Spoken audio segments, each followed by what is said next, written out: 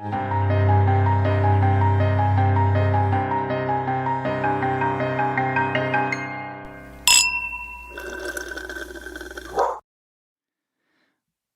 to And That's Why We Drink, starring M. Schultz and apparently Harry Potter again with these silly little glasses. And Harry Potter has an announcement because, well, you said you have a lot to discuss. Are you okay? Oh, I don't really have I mean, I don't know. I just meant you said you were excited to see me, and I was like, yes, we have to catch up on life. Oh, I see. I do not have an announcement. I do not have an announcement. Can you make up an announcement since I did the whole intro? I mean, I can say something like an announcement. Can you ask me why I drink? Yeah. Christine, for the $1 million jackpot, why do you drink? My body is falling apart. I'm falling apart. Now you've been falling apart, but is there a new part of you that's melting off of you? I suddenly have adult onset eczema, which, like, you've seen my little Is that thing. what it is? Yes, I think so. Because it's all of a sudden all over me. It's in my ears. It's behind my knees. It's under my arms and in my armpits. It's in my elbows. It's in my... It's only in the worst spots. Yuck. Well, it that's couldn't just what be on eczema... your fucking leg? No, apparently eczema goes on the creases of your skin, and that's why it sucks so bad. And I was just in San Francisco going wedding dress shopping with my friend, and her fiance Maddie was like, "Oh, you have eczema too?" and pointed at my arm, and I went, "Is that what this is?" Damn. And then I was like, "Oh, that makes a lot of sense." So, anyway, I woke up the day after I took a red eye home, barely slept, got home, woke up the next day, my whole body. Like, I was convinced I had COVID. Like, my whole body was just swollen. Every joint hurt. And it's just this inflammation. And I found out eczema is also an inflammatory thing and is, like, stress-related and an immune system thing, which is what Crohn's is. So now I'm like, it's, like, doubling down. Well, at least it makes sense. It does. At least I know. But now I have to, like, go get all these allergy tests. I've never been allergic to anything. And now it's like, now I have to figure out what the hell is making my body, like, break out in hives all over the place. I can barely, like, move my fingers because they're so swollen, like, all my joints. And, like, I just feel like I'm falling apart into a million pieces. We're not paying enough attention to the fact that someone just fully outed you, and that was just what, oh, I have that too. That's, what? Isn't that what your friend said of like, oh, I have eczema too, and that's how you're finding out? Oh, yeah. She literally goes, oh, is that you have eczema? And I went, she goes, oh yeah, it's all in the creases. And I went, oh my fucking God. What a bold behavior though, because I feel like I just learned, like, you just don't talk about this Well, stuff. I mean, I think I was probably like itching my arm and being like, I think I have some weird rash. And she was like, that's eczema. It's in your elbow. See your doctor. And I was like, okay. I mean, listen, I'm all about people helping me figure out what the fuck is going on. Otherwise, I'm just going to scratch myself to death. Only time as a kid, like, so I had this elbow thing as a kid. Right here, like, I would get this rash right on my left elbow, and it was only when I ate too much red food coloring, or one time I ate 11 oranges, and then it happened. Interesting. So orange food coloring. Maybe it's red orange. Maybe it's like citrus. I don't really know, or maybe I just shouldn't eat 11 of anything in a row. But the point is, I don't know what the fuck is going on. I'm convinced it's going to be like either red wine, coffee, or like my weed gummies. Like, I guarantee it's something in one of these. They're going to be need. Like, yeah, they're going to be like, stop taking that. It's going to destroy you. So you're going to be hearing more of why I drink or don't drink in the coming months. Oh, and guess what? I called the doctor. No, I didn't. I emailed the doctor on my portal. Who am I kidding? And I said, hey, I need an appointment. And they said, okay, great. We've got you scheduled for June 4th. And I went, cool. That's my birthday. Yay. Mm-hmm. So the birthday is my 33rd. It's going to be full of being poked with needles and all these allergen tests. And it'll be wanted to know somebody who did an allergy test, though. So I'm glad you can report to me. I did one as a kid, and all it said was dust and mold. And it wasn't for skin issues. It was like for like sinus stuff. So it was dust and mold. And now I don't know what. Fucking don't they have to do the thing where they like stab you with 50 needles all at once? Yeah, they put it all down your back, and then they like see what you react to. It was a very alarming experience as like a 12-year-old. Yeah.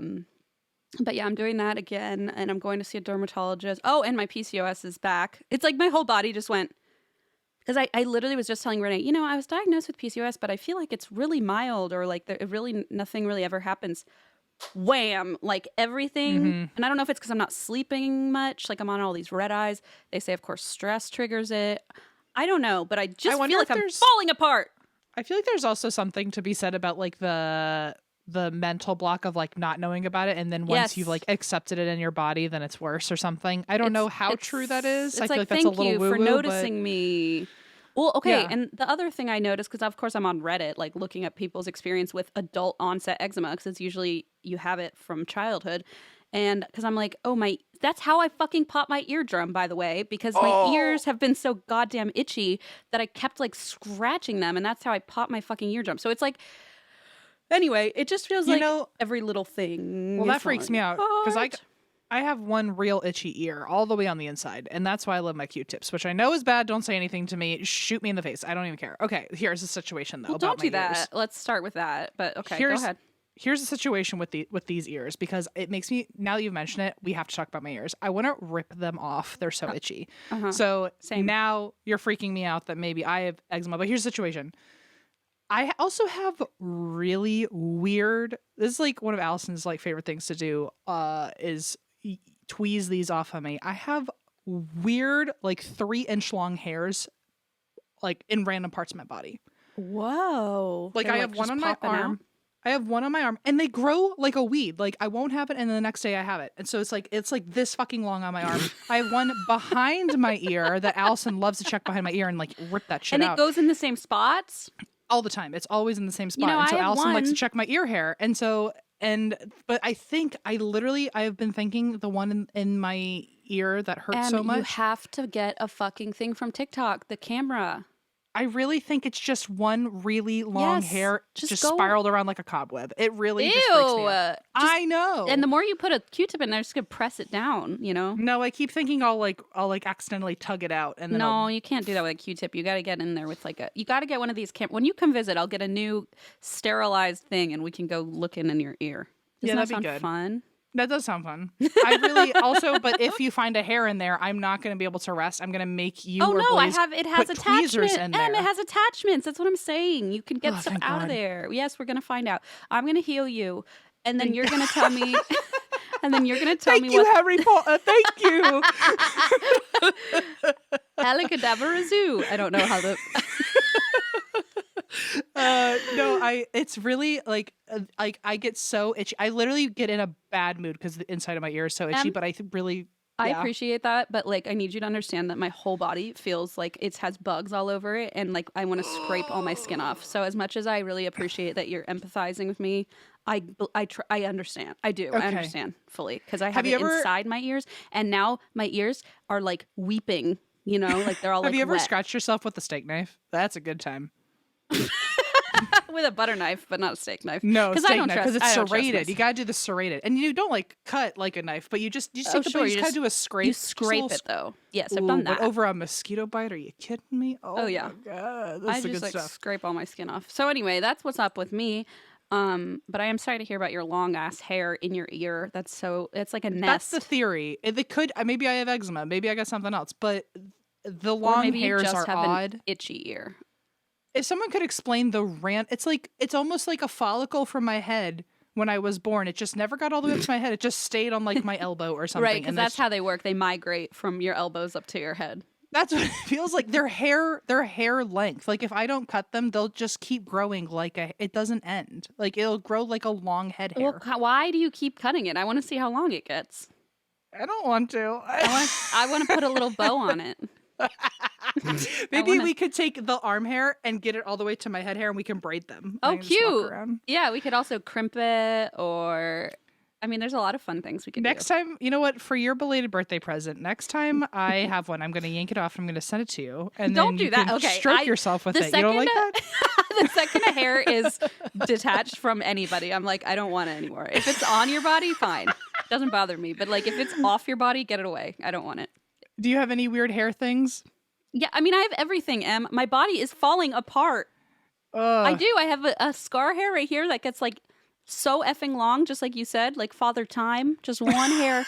And it's where when I was 3, I was chasing my boyfriend Diamond on the playground, and he was my husband. I don't think he knew that, but now he's He like knew. now he's the head of like the gay coalition in Cincinnati. So I think that that went south. But so he calls you his ex to his friends. Don't yeah, worry. I wish. And I was chasing him and I tripped on the sidewalk and I bit through my lip, and so like I Ooh, split actually through it. all the way through, and so I have a scar that goes like from the Christine. middle of my chin all the way through my lip. And so this scar, there's this one hair that just like grows out of my chin. So every now and then Blaze will be like, "Oh, scar hair's back," and we have to pull it, but it gets really long. I don't know. I don't know why. You mentioned PCOS, but as someone with PCOS, the chin hair is unreal. Like, yeah, it's the hairs, crazy. and I'm getting a mustache too, which I can also tell is because the PCOS is starting to rear its ugly head again, and I'm like, great, now I need to wax my face again.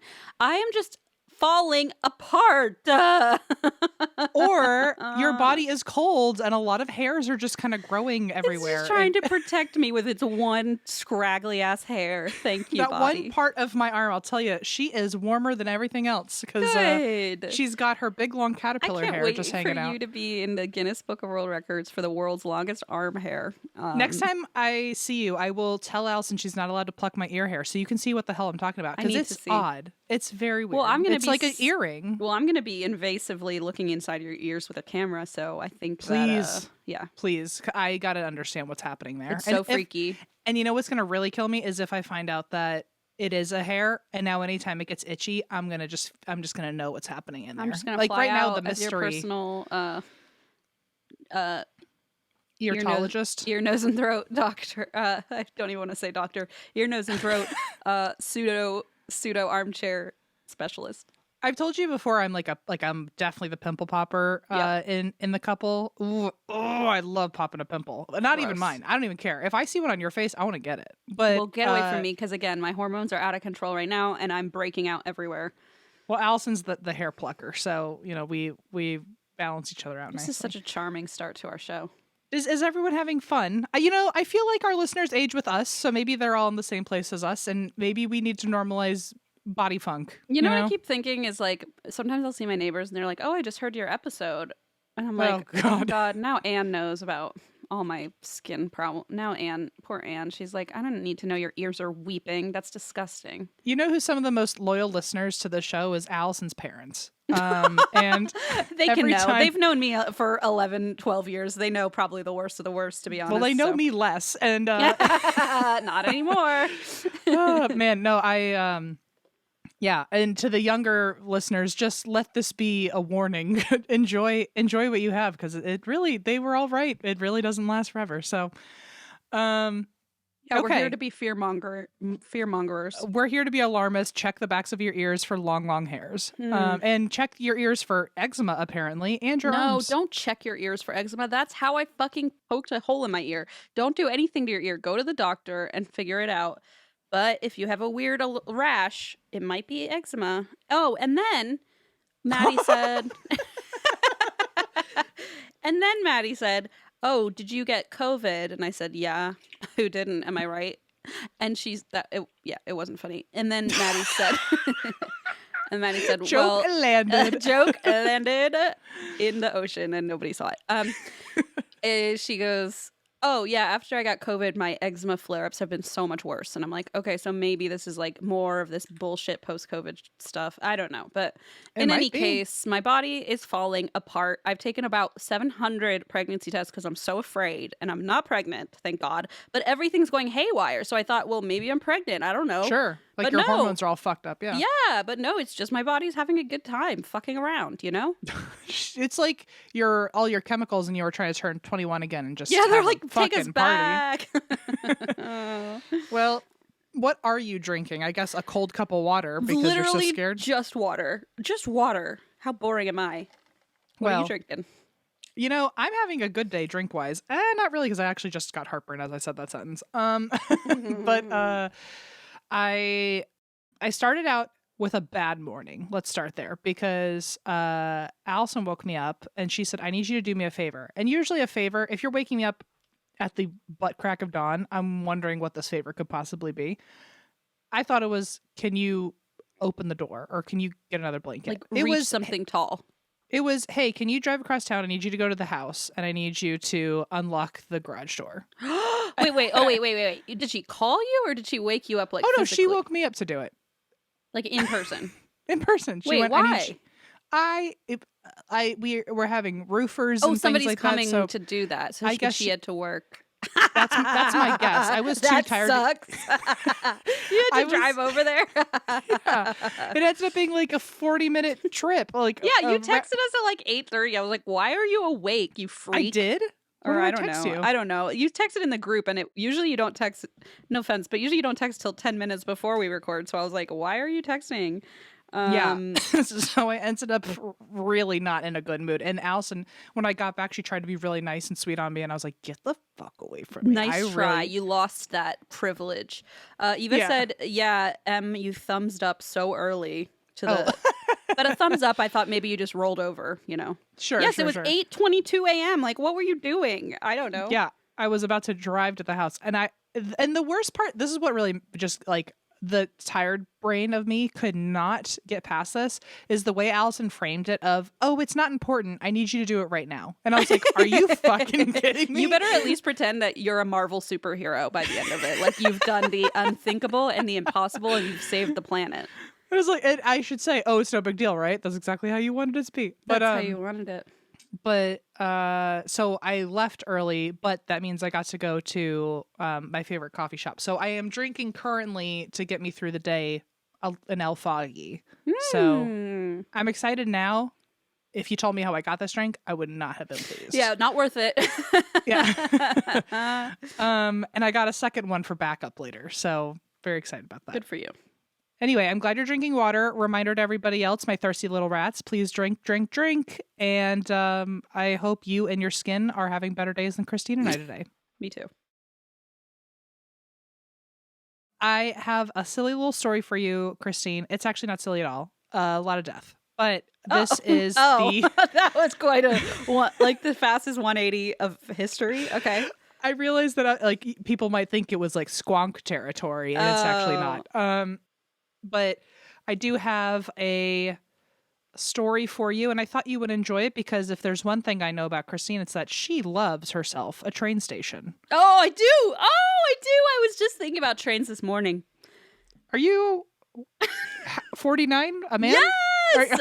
I took Leona. I feel like I'm 409. I took Leona to the toy store because we were working on expanding. That was my morning. Expanding her little. She has like a little German train set thing, and it only has like 3 pieces. I'm like, oh, let's go buy more pieces. They didn't have it. End of story. But I was there. I was looking at all the train tracks, and I was like, Leona, aren't these trains cool? And she was like, I guess. You are literally everyone's stepdad, because if any stepfather came up to me and said, look at these train tracks, I'd go, get a hobby. What is wrong with you? I'm such a dork. Well, we went to, I mean, you're probably going to talk about, anyway, Em got to see me on a caboose recently, and that was a very special Christine moment. Lost her fucking mind on this caboose. I was like, I get to be on the caboose? It was really special. I actually don't think I knew about your love for trains. I don't think until I really knew. That day. I think I knew, kind of. But like it was sort of like you didn't even know? It was like playing second fiddle, so to speak, to like my other interests, which are like ancient Egypt and some other ones. So I think the trains just kind of like Wild West, cowboys. Those are kind of the top 2, and then trains come in at like a number 3. You really are. Everything you just listed is something my stepdad would have a lot to say about. No wonder I'm just aging rapidly. My body's like, your soul seems to be 8,000. I feel like by the end of this episode, you'll slowly start anamorphing into Tom. Well, your stepdad's Tom and mine's Tim, so I'll be like Tam. I'll be like right in the middle. I'll be whatever word is right in the middle. I'll be Tum. You'll be Tum. I'll be Tum. Well, so Miss Tum, here is our story on the Ogden Union Station. Oh. And this is in Ogden, Utah, which I think we've covered Ogden, a different location in familiar. Ogden. It does seem familiar. Oh, well, moving on. So anyway, that's enough of that. So we start in 1846, and the area was established by a trapper, which I like to think that's what you were in a past life. Yeah, with the raccoon hat, for sure. Yes. And his name was Miles Goodyear, and he named the area, before it was Ogden, he named the town Fort Buenaventura. Ooh. Okay. Fun fact. A year later, it got renamed real quick by another guy named Captain James Brown, and he named it Brownsville. I was going to say, let me guess. Fucking Brownsville. Yep. Yeah. A few years later, it got renamed again to Ogden. This was within like a 5-year period. It kept getting renamed. So imagine being someone like a crotchety old man being like, I remember when it was Fort Buenaventura. Back in the good old days. All 5 years ago. So yeah, apparently within 5 years, it kept changing. Now it's Ogden in honor of a brigade leader, Peter Ogden. Great. And then despite all these names, by the late 1800s, it was known throughout the area as Junction City. And this is because Ogden, it's now, I don't think, still called that. But at the time, it was called Junction City. And this is because Ogden becomes a major town in railroading and acts as the official transfer point for all trains heading west. Ooh. Very fun. Fun fact, again, is that Ogden was the third incorporated city west of the Missouri River. Third incorporated city. Oh, wow. Okay. Which you're probably not going to guess them correctly, but for fun, do you know what the other two might be? Let's see. How about... This is fun. They're nowhere near Ogden. I was going to say, this is fun for me because I'm just going to name cities and they'll probably all be east of the Mississippi and I won't even realize. One is near Ogden, Utah. Okay. Salt Lake City. Yes. And then one is Mesa, Arizona. No, but it feels the same distance. Okay. I cover Mesa in my story today, so I thought, wouldn't that be fun? But that'd be real nutty. Yeah. No, San Francisco. Okay. I was close. It's definitely not Utah.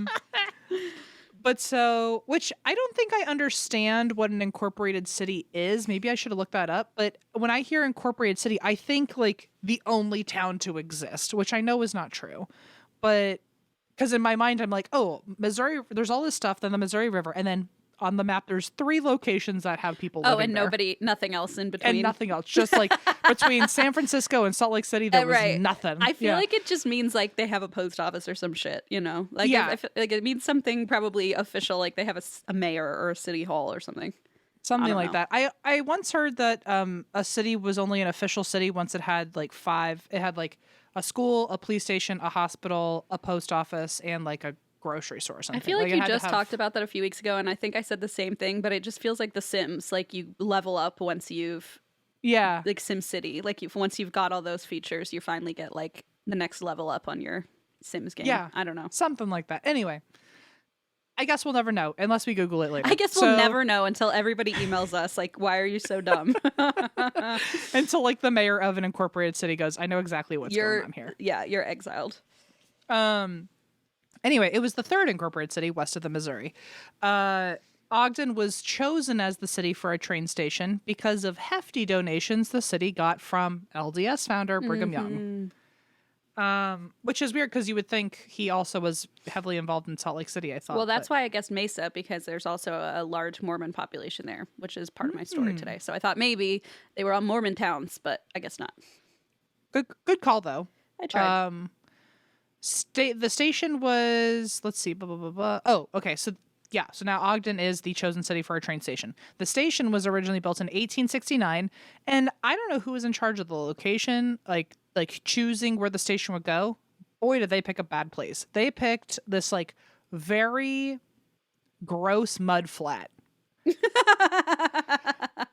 as the spot where they were going to put a heavy fucking train that like needs to be stable and nothing should break down. And, but being on a mud flat, one of the worst parts of it was that passengers couldn't even get to the train without just being fucking wrecked in mud by the time they got to the train. You're like dragging your suitcases through mud.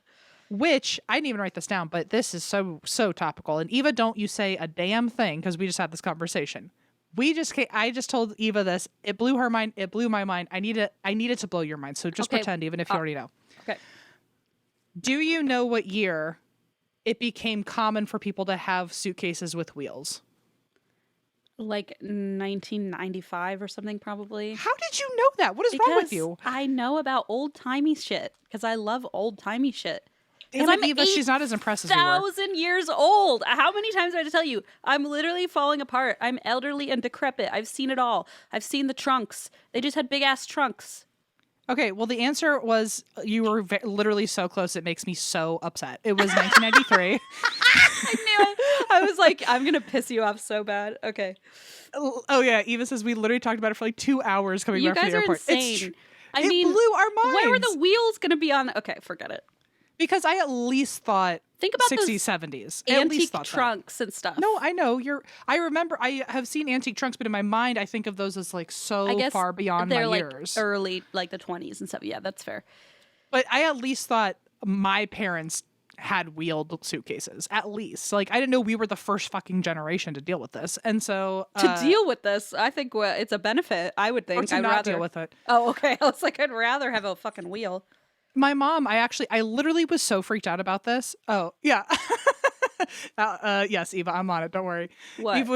Eva just said, make sure you mention your mom and blah, blah, blah, which I'm about to do. I literally was so freaked out about this. It like blew my mind that I like called my mom and I was like, this can't be real. But do you have stories? Tell me about yesteryear. Tell me about yesteryear. Your poor mom. And because I guess when you think about it, like when I watch episodes like Full House and stuff, if there was an airport scene, they were holding all their bags, I guess. But in my mind, like maybe like the Mandela effect or something, I kind of just assumed some of them had wheels and some of them didn't. I don't know.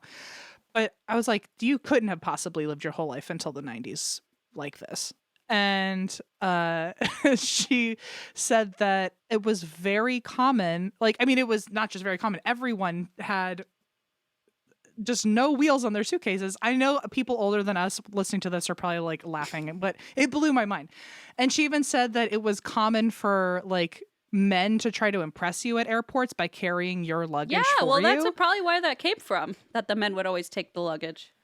And well, so I was like, what about like imagine us on tour with our big ass suitcases. Can you imagine carrying those with your bare hands? Like the way my arm would fall off. We would literally find men to do it because we were like, no, fuck off. Feminism would have left out the building. Window. But she would say like, oh yeah, like if you just like flirted with a guy at the airport, like you just put on the right lipstick and the right heels, on the like, right lipstick. They would just carry it for you. And then you go, oh, ow, it's so heavy, my poor little arm. I also don't know if like evolution, like am I just like so used to not carrying suitcases that it would seem harder for me? Like was it easier for them? Because when I think about carrying a duffel bag, I think like my brain wants to. Well, I remember we would always have those carts, luggage carts. Yeah. Okay. So Eva mentioned that. I think in our conversation we talked about that. Where I was like, oh yeah, I remember those carts where you would like put in a coin like a big and then deal. Yes. But apparently those carts only got you to TSA, and then they didn't have carts right after the TSA, and that was when all the men would try to like hit on you and I carry see. your bag for you to the gate. Okay.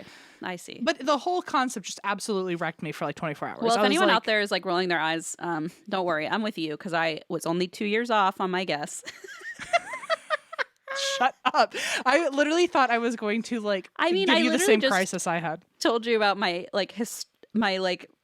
unwell obsession with ancient things that are not interesting. So I feel like this fits the bill. Well, you know, if anyone else is listening and they're relieved that someone our age isn't surprised, that's when you get Christine. But if you're as blown away as I am, yeah, you get you've both got me. sides. I think the last thing I ever want to do is physical labor. And so the idea that was more recent in our timeline than I thought. It is kind of surprising. God. Yeah. Okay. Anyway, you think a caveman invented the fucking wheel. So like, I was just like, who took so long? At some point, how did nobody think a wheel would suffice? We should put a wheel on this. You'd think that would have been a quicker update to luggage. I do agree with you. Yeah, that's even so the same thing. Wheels have been around forever. So like, yeah, it's just. Oh, yes. I mean, hello. Like a caveman probably would have carried his luggage on a wheel. So. Thank you. I feel a little more seen now because I was like, how did nobody come up with this? Apparently there were, I will say, wheeled suitcases starting in like the 70s, but like nobody had them, which again and they were blows probably my mind. Like They were probably like really expensive and fancy, you know. They had to be, because otherwise, how would you hear about a wheeled suitcase and go, "That's stupid"? Like, yeah, exactly. They probably were out of reach. They were luxury items. Also, my stepdad, out of nowhere, who never texts me, just said, "Hi, Christina. How are you?" I'm like, he feels it somewhere that I'm becoming him. I think so. I think he's like sitting on a train somewhere. Yeah, he's like, who would enjoy this? Yeah, my brain just thought of you. Well, anyway, that whole tangent was to blow your mind, one, but two, to let's go back to the fact that this train is built on a fucking mud flat. And right. Okay. So now we're literally dragging all our shit through the mud and like through the mud, or having to carry them. I cannot imagine. I would literally never travel if I had to lift things, let alone quite a distance, let alone quite a distance through mud to get on a train. And it was literally so far away from it wasn't like, oh, I have to like walk a block or maybe it was like a quarter to half a mile away from the train that they had to walk through the mud lifting all this stuff. So they built this train station in 1869, and within the first like decade or so, everyone was like, we're not going to use this fucking train. We would just rather never travel, because really it was that bad. That's sad. They're like, we don't want to walk through the mud. We don't know how to do this. And so then they had to put down this wooden track, essentially, like a boardwalk. So that way people would walk on the wood that way. Apparently it was still too long, and it was still like disgusting conditions where like mud would always end up on the boardwalk. And so they were just like, this is too inconvenient of a depot. I don't know who was in charge of this, but you have to change it. So by 1889, only 30 years later, a whole new station has been built. And it was in a different area. And this train station is swanky, and it's connected to, like, it wasn't just a train station. They were like, we're also going to make this a hotel. So that way you can stay here and then just go downstairs and catch your train the next day. So smart. And also, like, you literally don't have to walk at all now. Yeah. It went from like walk half a mile in the mud to like, go downstairs, girl, you know? Yeah. Yeah. You're already here. Which is like exactly how I'm trying to travel. Amen. So they had, it was a 33-room hotel. It had restaurants. It had convenience shops, like barber shops and shoe shiners. So that way you could get all your stuff done. Or like if you had to get on the train and go see people right away from the train, you could already get your hair cut and look all fine and cute. Dang. The lobby had a bunch of murals. It had cathedral ceilings. It had sandstone carvings. It was like a very swanky big clock tower through the middle of the building. Ooh. These sandstone carvings, I wanted to know, I was like, what do these carvings look like? Like, what are we deciding in 1889 is the thing to carve? Mm-hmm. Apparently, it was just a bunch of fruit, and there was a bull. Oh, okay. So I looked up the bull. That one was pretty obvious. That one just meant strength. Okay. Oh, okay. But then I ended up on my usual spiral where I was like, what is the symbolism for carved fruits? Fertility? Basically, I have a quote. This one is from like fineart.com. Cool. And it says, the tradition stretches back to the Romans. This is a full quote. The tradition stretches back to the Romans, who ascribed fruits to their gods and goddesses, and ancient Egypt, where fruit was believed to await the dead in the afterlife and therefore depicted in the tombs. During the Middle Ages, though, and the Renaissance, it became a visual language where each one symbolized something different. Oh. Fruits have been known to evoke the seasons, the senses, even allegories. It contains moral and social messages. In Bacchus's case, he is symbolized by grapes. Yeah. Grapes is the fruit, which leads to wine, which also leads then in Christian art to the blood of Christ, I learned. Oh, sure. In his case, it's about youth, beauty, and the inevitable decay. Yuck. Oh, God, this is getting intense. It all gets intense. I looked up a bunch of fruit and what they all mean. All of them start with an ancient god. Then they end up turning into like something kind of cute. And then it goes back into symbolizing Christ in some way. So, oh, Lord. Grapes, as we just said, was Bacchus. Then he became known for the winemaking process. Then, of course, it became known for Jesus. The apple, at the end, it started with Aphrodite. Then it was about harvest season. Then it was about the Garden of Eden. Yeah. So they all kind of have the same thing. But I wanted to test you on at least just one fruit. Oh, no. Might you know what lemons mean? Oh, lemons. True love, romance, soulmates, kisses on the eyes, butterfly kisses. Yes, butterfly kisses. Aw. Okay, let me think for real. Lemons maybe represent cleansing your space from bad energy. I don't know. Apparently, it literally means debauchery. So, Oh yes, okay, I can get on board with that. Debauchery. Whoa. which sounds exactly right. And I didn't know this, but plums are my favorite fruit. I And love apparently, plums. they mean the arrival of spring and the protection from evil. Ooh, that's kind of what I thought that was fun. lemons would be, but I Yeah. guess it's plums. It's actually the evil that the plum. You have to put a plum with the lemon, and then it lemon breaks is even. the evil. Got it. Okay. Do you have a favorite fruit? It might be on this list, and I can tell you what it means. Ooh, I really like oranges. Well, I remember I just told you I ate 11 oranges and had terrible asthma flare-up. So it's pretty obvious, but I love oranges. Those are probably my favorite. Oranges apparently mean abundance, prosperity, and exclusivity. Oh, ooh la la. Which is interesting because I would have put exclusivity with pineapples because they're known for wealth and status. Yeah, pineapple I felt like was what I was going to ask about next. What's your favorite fruit? I feel like I should know this about you. You like Well, apples. Oh, plums. And then, Okay. I like plums. I like a nectarine. Mm-hmm. I like a stone fruit. They seem to be my faves. And I also really like a kiwi, but damn it, I do not like cutting them up. Yeah, kiwis. Have you seen people who eat them whole with the fuzz? Oh, you mean have I ever thrown up in my mouth? Yeah. It's so gross. I mean, I know you're supposed to scrub all the fur off, but I'm like, every time I do that, I'm like, I don't feel like I got it all off. I don't know. Not even a little bit. No. I'm a big berry eater, but I hate raspberries. Really? Hate. That's my Do not favorite put one on berry. my plate. I won't eat it. Wow, I thought I knew everything about your food tastes, but I learned something new. The straws, the bloobs, the blackberries. Oh my god. Jesus Christ. Oh my god. You can't. How many times I tell you, just stop abbreviating every word. It's someday it's gonna bite you in the ass. That was the day. Wow. Okay. You're such a doofus. Okay. But the hate. Yeah, I can't believe that. I feel like that's the tastiest one. Yeah, I like most berries. And I'm really getting into like my my cobbler era, I think. I could see my that feels very cottagecore. I know, but I think it's because we're moving into a cottage, so eventually I'm gonna have to make a pie. You're gonna have like little oven mitts and like put them on the windowsill. Oh my gosh. Oh Lord. This is already I just feel the energy on this episode is out of control, and my ears are so fucking itchy that I'm about to scream and jump out the window. How do you like put cream in there? Like I did. I put cortisone, right? Hydrocortisone? Yeah. I don't know. It's just like the steroidal cream. Put it in my ears. That helped. But I ran out. So I feel like more? I need to keep buying more.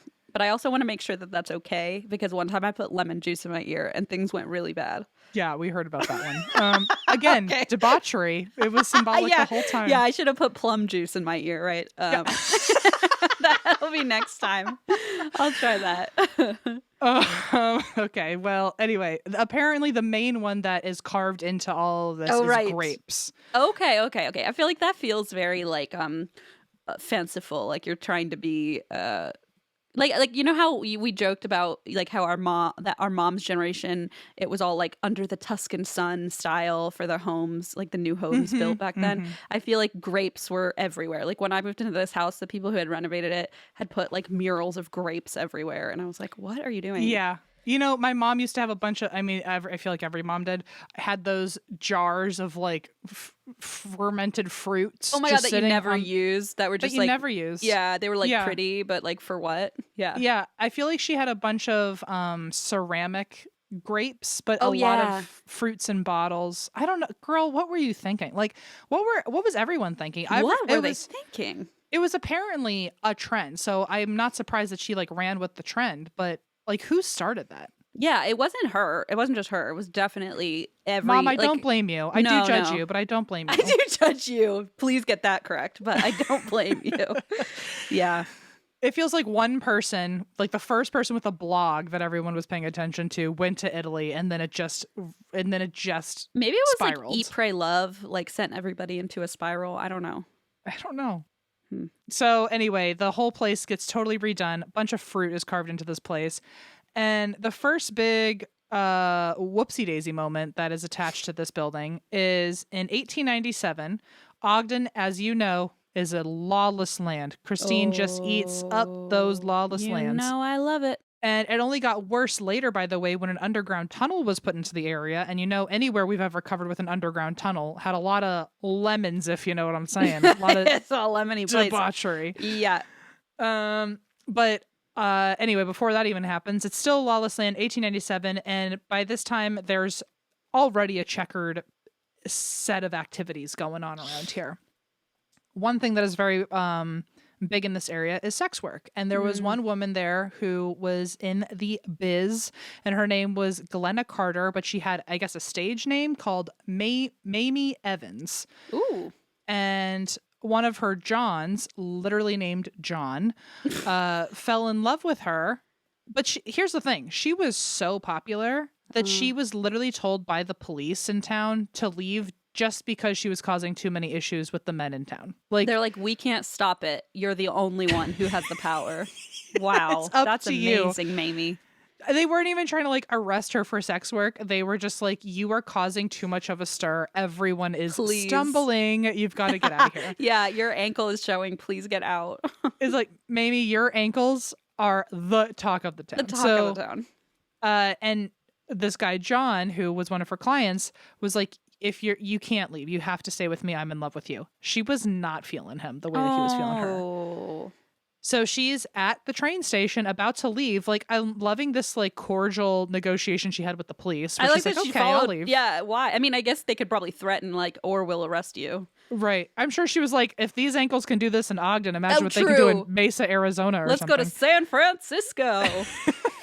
Mesa, Arizona, yeah. So she's at the train station about to leave town. He straight up walks up and bang shoots her. Oh my God. What? I thought there would at least be a tussle or something. Nope. Just violent men being rejected. History repeats itself. Lunatic. Jesus Christ. So he just goes up, shoots her, then shoots himself. And later in a note that was found in his pocket, it was clear that all this was intentional from the start. That what a sicko. That he had succeeded in his plans. Just can't handle being rejected. Yeah. Yep. And the next situation was in 1913. We're at the train station again. There's this woman named Minnie, and she is not a mouse. She is. Thank God you did say she's a woman named Minnie, but thank you for clarifying again. I hear Minnie, I hear mouse. I just needed to shatter the illusion for anybody else who was playing that in their Understood. head. There's a woman named Minnie. She is married to this guy, Charles. Charles dumps her ass. And then she ends up getting with this guy named George. And George and her get pregnant with a little girl. The little girl's name is Frances.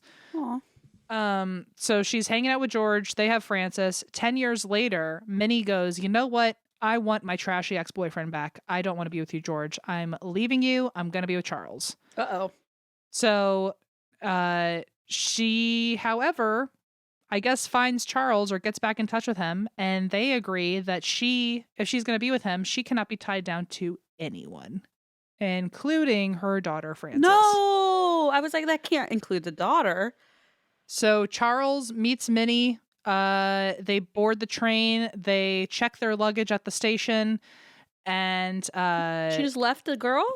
Well, so the employee looks at the luggage and realizes there's a really bad smell. Oh, no. Oh, my God. What? And then he sees hair sticking out of the suitcase. He calls the police, and let's just say the local paper's headline the next day was nude body of 10-year-old girl found in trunk at Union Depot. Mother charged with crime. Oh, my God. What is wrong with these people? They were both arrested, and Minnie was later sent to a psychiatric facility, I think, for the rest of time. Probably needed it. Needed some help. And then on top of that, only a few years later in 1923, the hotel part of the train station, because remember they're connected. Mm-hmm. An unattended iron was left on a pair of pants for too long. I was like, the fire. There's been no fire yet. Where's the fire? Big old fire. Damn. So I guess the building was not really fucked up from the fire, but it was damaged pretty darn bad. Mm. But they were trying to save money because they were like, we just built a whole other train station. Like, can we just go back to the mud flat, please? it's like this Wait, wouldn't so have happened did anybody at the mud flat. die there or no? In the fire? Not during the fire. Okay, no. okay. But structurally, the building was a little wrecked. Gotcha. And only parts of it. So I guess they were like, well, to save money, let's just kind of slap a Band-Aid on these sections. Great. And keep the train station going. But during the repairs, they were like, okay, the cashier's office is damaged. We're going to move the cashier's office temporarily to another space. And the cashier's that was working it, his name was Frank. So they're like, Frank, you're working, I don't know, in the broom closet now. Sorry, Frank. Sucks for you. And while they were doing repairs, Frank is now in this new space. And as he's working one day, the construction workers above him watch a gust of wind, so they say. Couldn't have been them, but, you know, maybe it really was a gust of wind. They see a gust of wind knock over one of the roof supports that they were putting down, and the support bumps into one of those big-ass fruit-shaped sandstone carvings. Shut up. One of the 250-pound stones gets knocked loose, and plop, falls right onto Frank's head. In the closet downstairs? Through the floor? In his little Harry Potter closet, yeah. That's so fucking awful. Do we know what fruit it was? That feels very symbolic. Probably was a lemon, girl. Yeah, I don't know what it's to tell probably you. a fucking lemon. Let's be real. The irony of it being a plum to protect you from evil. Oh.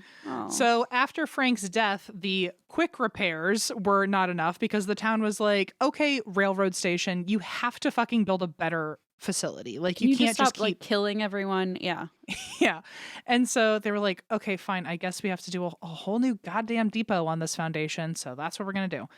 So with the new construction on the original foundation, the railway also built the tunnel system, which they had this tunnel system under the tracks. That way people could access all the trains from inside on bad days. Now they really care about inclement weather, thank God. Yeah. And also it was to help with deliveries and things like that. But eventually the tunnel apparently was filled in. And in 2008, it was rediscovered when they found old foundations of the building. It's just wild to me that people just never wrote anything down and were like, anyway, let's just fill this in and no one will ever know. Well, so here's something I really like. I didn't find pictures online. I also absolutely did not look. Maybe it's the very first fucking picture on Google. But apparently when they found this tunnel, they ended up glassing off some of it so you can look into the tunnel now. Now that I like. That I thought was a fun little thing. So now they've got this brand new train station. They're like, oh, hopefully all the bad stuff is behind us. Well, then in 1944 on New Year's Eve, there was the Bagley train wreck, which it's apparently the worst train crash to ever happen in Utah. And it was not technically in Ogden. It was the town next door, but it was heading into Union Station. Okay. So that day, there was a freight train that was experiencing a hot box on board. So a hot box is when trains have a metal box that holds some of the equipment in it. And the box is supposed to be soaked. Like, there's supposed to be a bunch of rags in this box that are soaked in oil to prevent any friction from all the metal pieces bumping into each other. Oh, okay. Which feels antiquated. It feels like a Christine workaround, but okay. Yeah. Speaking of like trying to like make this all new and improved, let's just throw a couple of oil-soaked rags. Yeah, on nothing could go wrong. Box. Yeah, on a big hot box. Yes.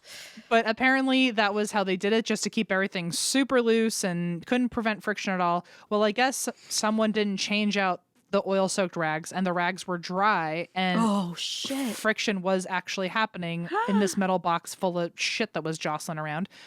The box got so hot, in which case you have hot box, that this part of the train became extremely hot and eventually causes the train to derail. Oh, well, no. So luckily this is not the actual part of the train wreck that happens. They caught this early enough where they had to slow down the train. They were like, shit's about to go crazy. Okay.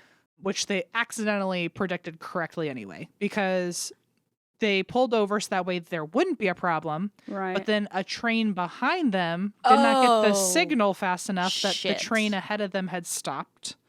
Oh, shit. And at full speed, kapow. Oh, shit. So in the process of trying to prevent an accident, they inadvertently caused a different type of accident. Yes. Oh, that's terrible. And so there were, I guess, two trains behind them. One of them heard the signal or found out somehow. I don't know. They didn't have wheels on suitcases. I don't know how you like what they Bluetooth fucking figure out that the train was stopped.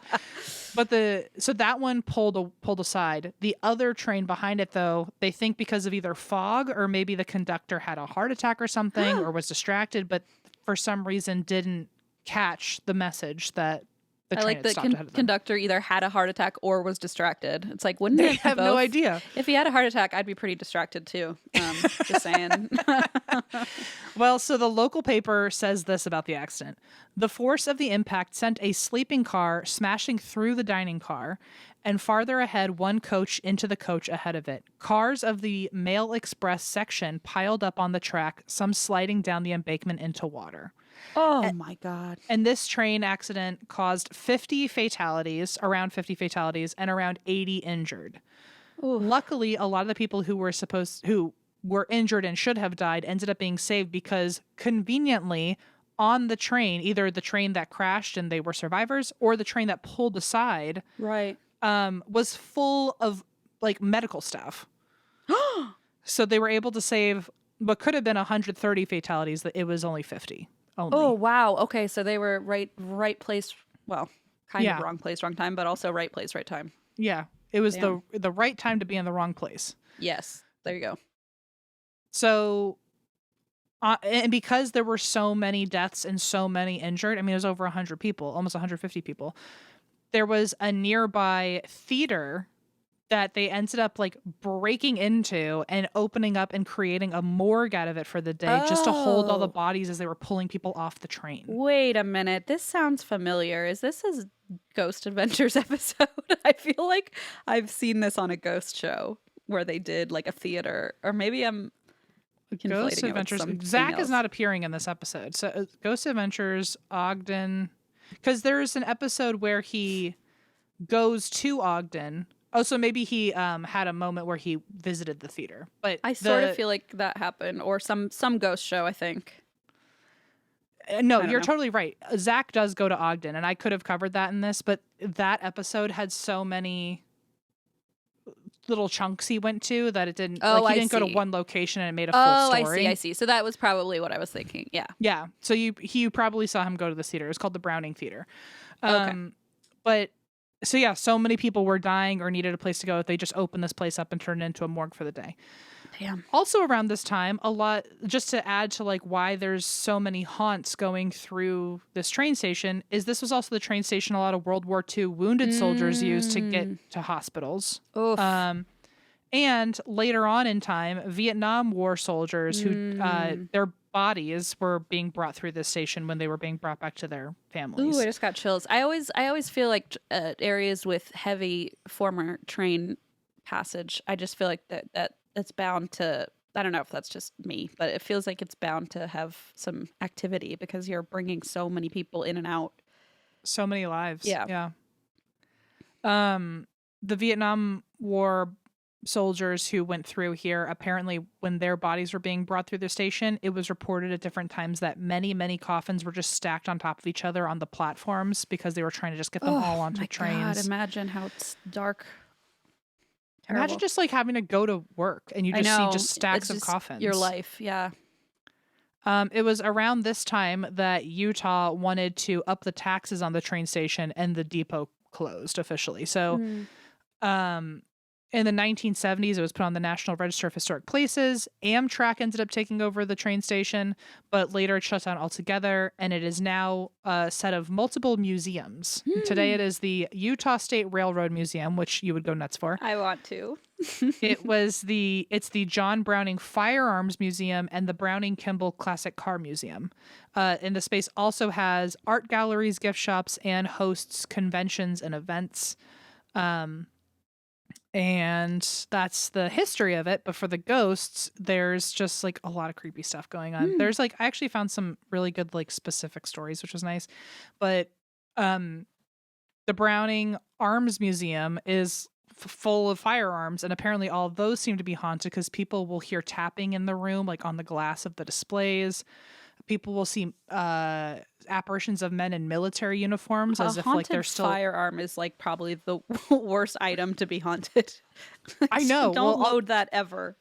Well, hello, Sarah Winchester. Yeah, like that girl true. was True. thought that every firearm had an attachment to it. And so yeah, they saw a bunch of military people in uniform walking around in that room, especially Civil War uniforms. There's one Oh. guy in a Civil War uniform who has this long handlebar mustache. Apparently he's very kind. I don't know what that means. I But don't either. I was like, how do you even determine that in however briefly you would see a ghost? But whatever. I know, I'm like, does he wave to you? Does he leave you alone? Because that seems pretty fucking That's nice. pretty kind. Yeah, if he just like doesn't look at you. In the museums and event spaces, objects move throughout all the rooms. Things go missing. The classic kind of, things turn on and off by themselves. People hear footsteps and several voices talking throughout the halls, but like you think of like a group of people are coming through, and then Yeah. you look in, totally empty, you're by yourself. Ooh. People feel someone patting their backs and shoulders and rubbing their arms in the Oh. ballroom. Oh no. One ghost loves to touch men, Oh. and Okay. another one loves to touch women. Oh, okay. What if it's the same one? Oh, it could be. Could be. Just a thought. Apparently, one of them, there's like a feminine one who seems to touch men a lot. They hear women's voices in their ears. They feel stroking, but then women say that they feel something grabbing their butt. So Oh my god. I don't know if they're the same. Probably not, but what do I know? Near the restrooms, a woman is heard talking to you, and when you try to like find her because she's so soft spoken, you like try to find her, you can never find her. They also hear loud laughing in the bathroom. There's which like so embarrassing with your pants down. You hear laughing. Yuck. That's the last kind of sound you want to hear. I'm like, oh my god, I want to get out of here. There's another woman who is heard screaming and crying, and she's also seen running near an old platform in a blue dress. So can you imagine what her name is here? Could this be Mamie? No, it could be the lady in the blue. lady in blue. I'm sorry. I thought you were having me guess the person, but yes, okay. So blue dress. it might be Mamie, but there's like another like alleged story that there was this, can you guess, jilted lover, because there's always one. And they're always in a blue or white or red dress. They're always in a solid colored dress. Yes. And she's apparently this jilted lover who had a fight with her boyfriend on the platform, and either she got broken up with and she ran away out of like shame or embarrassment, doesn't know where she's going, fucking runs into an oncoming train. There's other versions of this where like he threw the engagement ring and then she went after it and had to like jump into the under the platform, and then a train hits her. No matter what, it's tragic and the train hits her. Oof. That's how it goes. Oof. But now people see this lady in blue all over the damn place. They always hear her screaming and crying. Another woman, lady in white, is seen roaming the halls in a white dress. And whenever she's around, people also see strange lights and mists floating through the building. People have seen mists like just as if it's humanoid walking down the stairs. The lights turn on in the station all by themselves. Windows open all by themselves. People smell a really strange floral perfume, and people see intense shadow figures. Like, oh, I don't like that. Not out of the corner of your eye, but standing right in front of you, man-shaped shadow figures that disappear around the corner. No. In the lobby, people have heard very loud conversations when the space is empty. People have gotten EVPs of children, a man saying hello, a woman saying help, and snickering. Ugh. This one always gets me. This actually happened in my own apartment complex one time, but the elevator will ding by itself and the doors will open. Yeah. As if someone is using the elevator, but you're the only person in the building. This one's like the staff are closing up for the night, and all of a sudden they hear the elevator. The elevator's like going on and moving. Ew, that's so gross. That's like out of a horror movie. After that happened in this apartment building after one of our ghost hunts, and I was like, after one of our ghost hunts? Yeah, and it felt like something was like letting me know it was following me home. Like, That's but how it don't felt. worry, I was polite. I took the elevator. Like, okay, Yeah, thanks for letting me know. But as soon as I saw the elevator open by itself, I went, nope. Goodbye. Goodbye. Love and light. Get out of here. Yeah. Frank, the guy who was in the cashier's office and got the stone hit him in the head.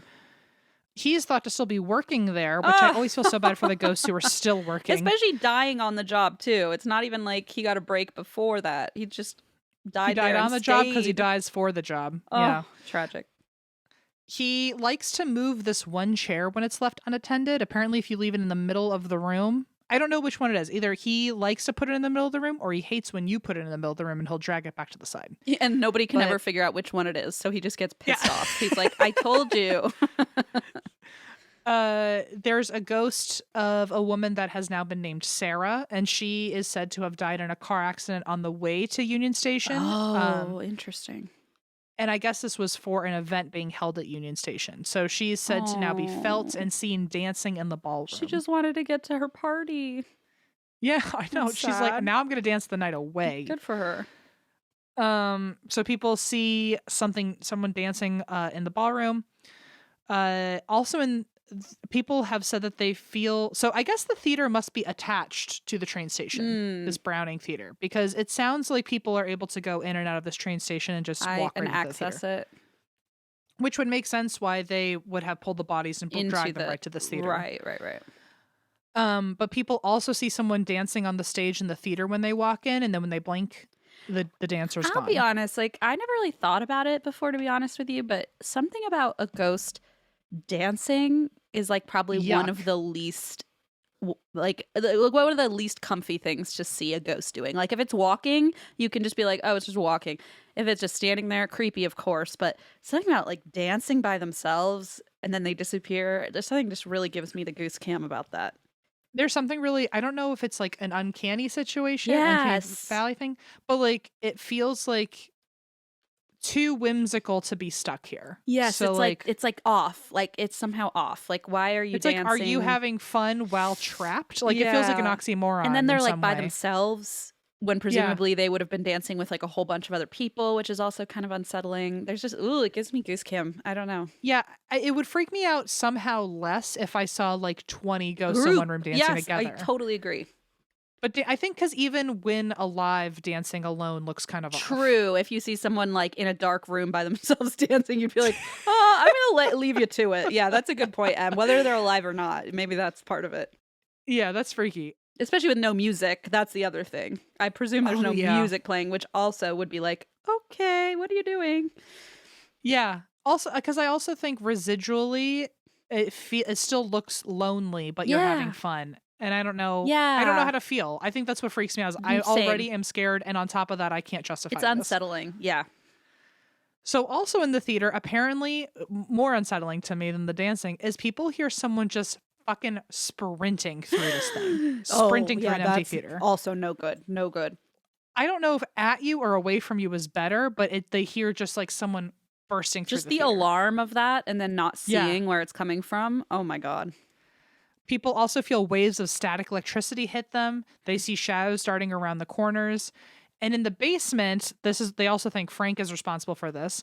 They say someone has felt things in the basement. They've seen things moving. One time they literally saw a clipboard swinging wildly from a string. Because, sometimes people will hang a clipboard on a string. It was swinging around like fucking crazy. Oh, no. And when they said, Frank, stop it, not only did it stop in like immediately, like in dead air, it dropped to the floor because the string was never holding it. Like pass. No also, like, imagine if it lets go and just goes fucking flying into someone's face. I feel like that, that could have gone so bad. Well, this is, I think, the last story. Yeah, this is the last story I have. But there was a handyman working in the theater section, or just in I think it was in the theater section of this building. His name was Jared, and he's locking up for the night, and he leaves. He's driving home, but on the way home, he gets a call from security being like, hey, we just checked the theater section of this building, and the alarms are going off, and someone is moving around in the lobby. Like, you... Ooh. You didn't lock up properly. Someone's in there. You got to go back. Which I love the security couldn't just fucking do it for them. Yeah, they're like, it's your job. Go back in there. It's kind of like when Allison was like, hey, I know I'm awake and have access to the car keys, but can you wake your ass up and go to the house? And I was like, aren't you already able to do that? Anyway, I'm imagining Jared felt the same way of like, your security. Like, I'm you gone. saw it before I did, but okay. I've clocked out and you're there. Yeah. Can you handle it? Yeah. Allison. So, so Jared goes back. He's like, okay, these bullshit security. Okay, I'll do it. He opens the door. The alarms are not going off. He's like, okay, I thought the alarms were going off. I thought there was someone in here. The alarms are totally not off. He looks around. Nobody's in this theater. So he locks up again. He makes sure the alarm is set and he leaves. On his way home again, security calls him. And they're like, dude, did you not come here? Like, what's going on? Because the alarms are freaking the fuck out and someone is walking around in there. He comes back a third time and he's like, there better be fucking something because I don't want to come back here a fourth time. No. I have to go home. I'm so sleepy. I want to eat my sandwich. Yeah, that's verbatim what he said.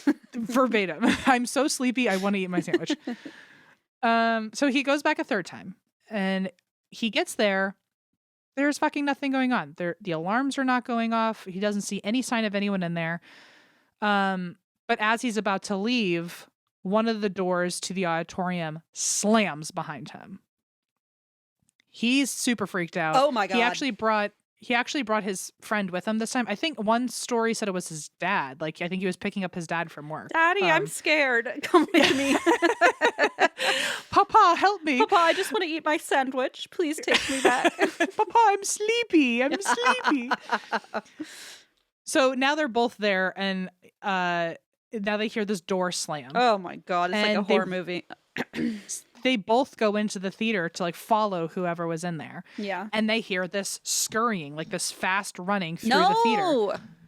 Their first thought is it must be someone trying to escape them because it sounds like someone got busted and they're trying to flee.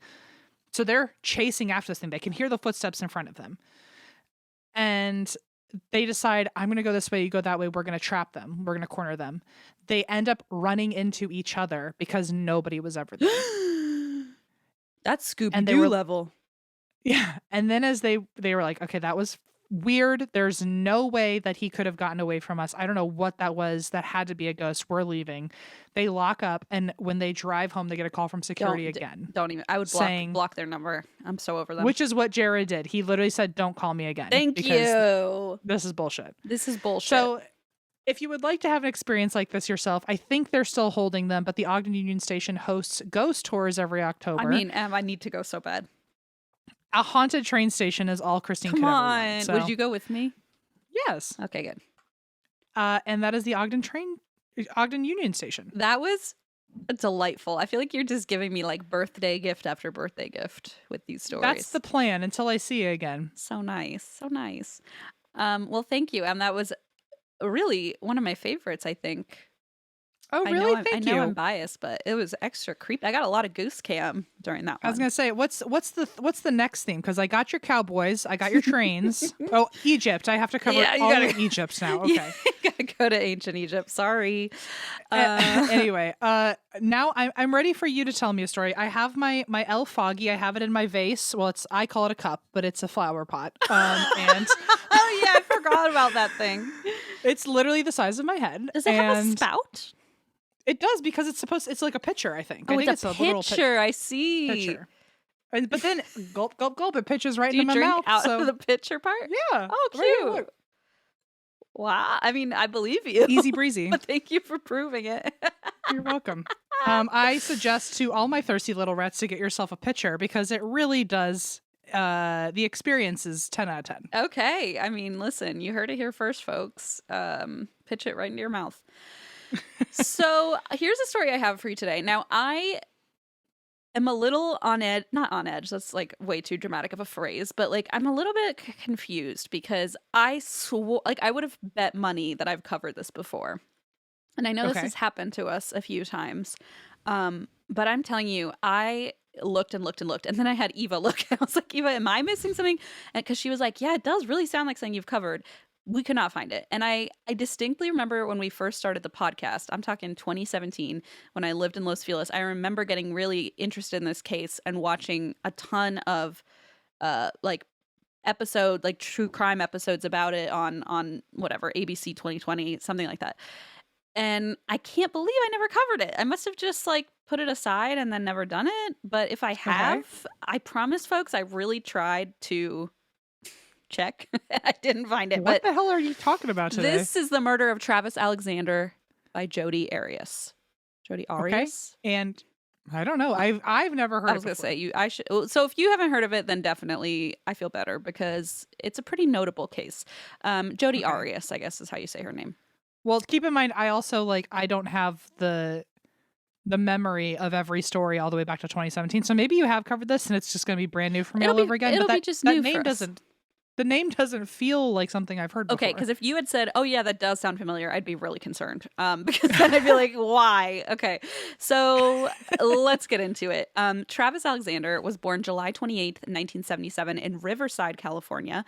He was one of 7 children and had a pretty difficult upbringing because his mom and dad both struggled with substance use disorders, including meth.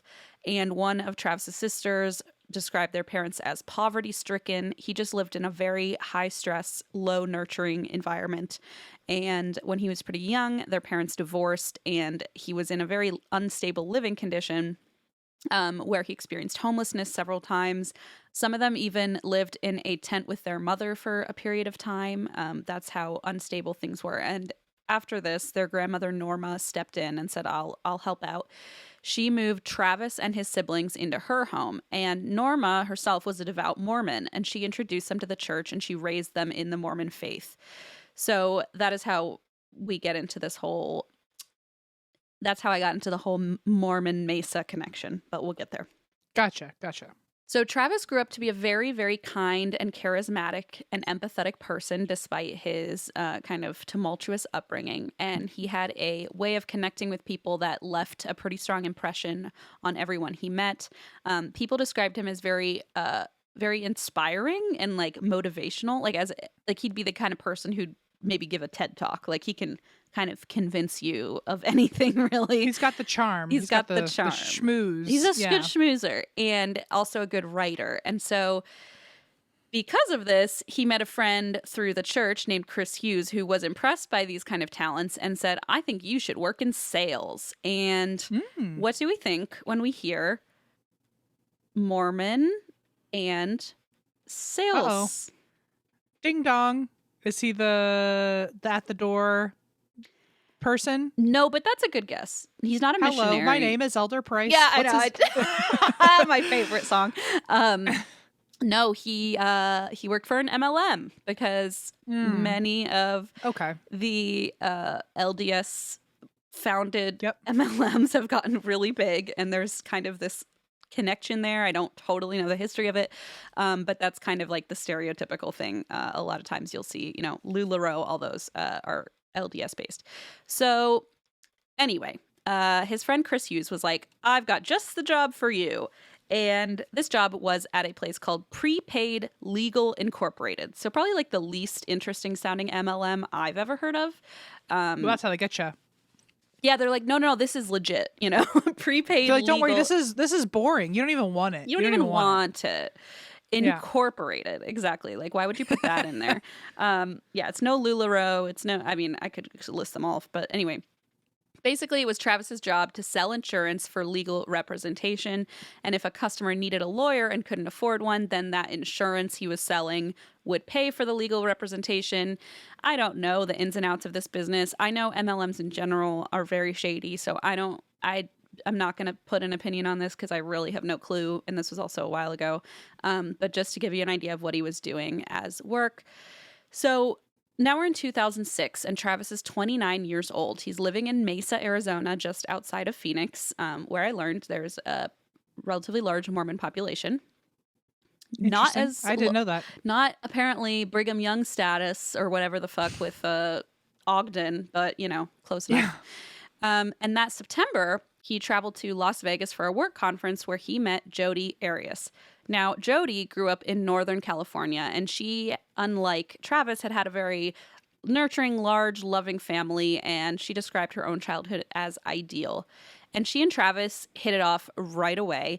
Travis invited her to dinner the night they met. They stayed up until 4 a.m. just talking. You know, that like classic falling in love the first night. I miss it. I know. I miss it, but Allison goes to bed at 7 p.m. So. And then wakes you up at 4 a.m. I like, really? Okay. For a romantic chat about the garage. For a romantic separation so I can go to the garage without her, yeah. So the next morning, he called up his friends and said, I just met the woman I'm going to marry. And they were like, whoa. He fell in love overnight. Wow. The only issue seemed to be distance, because when the conference ended, Jodi had to go home to Palm Desert, California, which was a 5-hour drive from Mesa, Arizona. But Travis was so into Jodi that he was not discouraged. He bought a book, which I think I own, called 1,000 Places to See Before You Die. And I've seen that Yeah, book. I feel like we've seen it like on, I don't know, displays. It was on all of our Tuscan bookshelves all the time. From our moms. Yeah, next to the dusty fake grapes. Yeah. So 1,000 Places to See Before You Die. So he and Jodi decided, as almost like a bucket list, to start trying to visit as many in the area as they could. So in the Southwest, they started going to all these places together. Very romantic. And Travis was very adamant about his faith, about his Mormon faith. And so he discusses a lot with Jodi. And he even sent, which I've been waiting to tell you, he even sent Mormon missionaries to her door, knock, knock, ding dong, to... My name is Elder Price. My name is Elder Price. And Travis sent me here to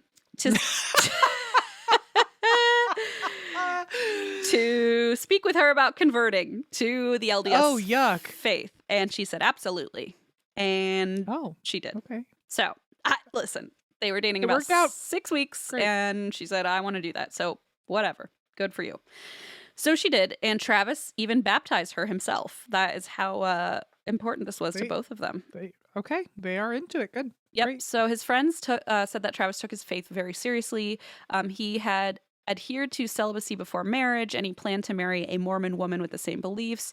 And at first, obviously, Jodi and Travis seemed like a great match. Jodi was adventurous, sweet. As far as looks were concerned, she was exactly his type. She was very pretty. They made each other laugh. They loved to travel. They talked nonstop.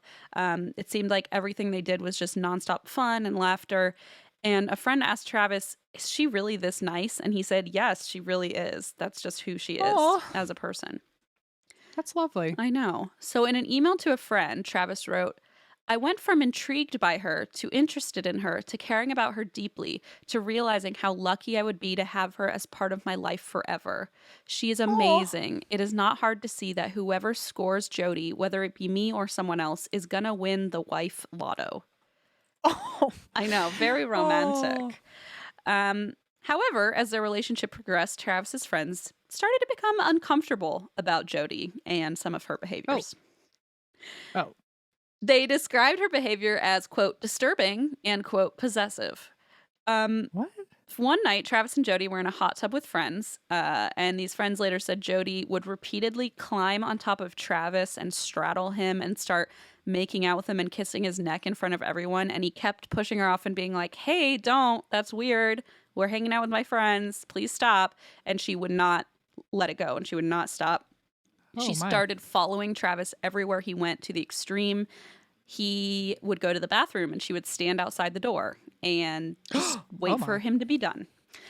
If he tried to talk to somebody privately, she would follow along to eavesdrop. She was often caught eavesdropping around corners when he was just chatting with his friends. She refused to let him speak to other women. She read all of his texts and emails, and she would forward them to herself to read later. Her possessiveness became so extreme that his friends actually worried about his safety because she had become more of a stalker than a romantic partner. And they tried to convince Travis something was wrong, but Travis kept defending Jodi, saying, like, no, she just really loves me. She's just really caring and sweet, and we just really care about each other. But so he's really not, like, I mean, obviously he's aware because people are bringing it up to him, but he's not feeling the same way at all. Exactly. It's almost like he does eventually. But right now he's under her spell. Exactly. Fully. He's got those rose-colored glasses that have not been taken off yet. Shattered. Have not been shattered into a million pieces yet. One of Travis's friends named Sky Hughes told ABC News, I said, Travis, I'm afraid we're going to find you chopped up in her freezer.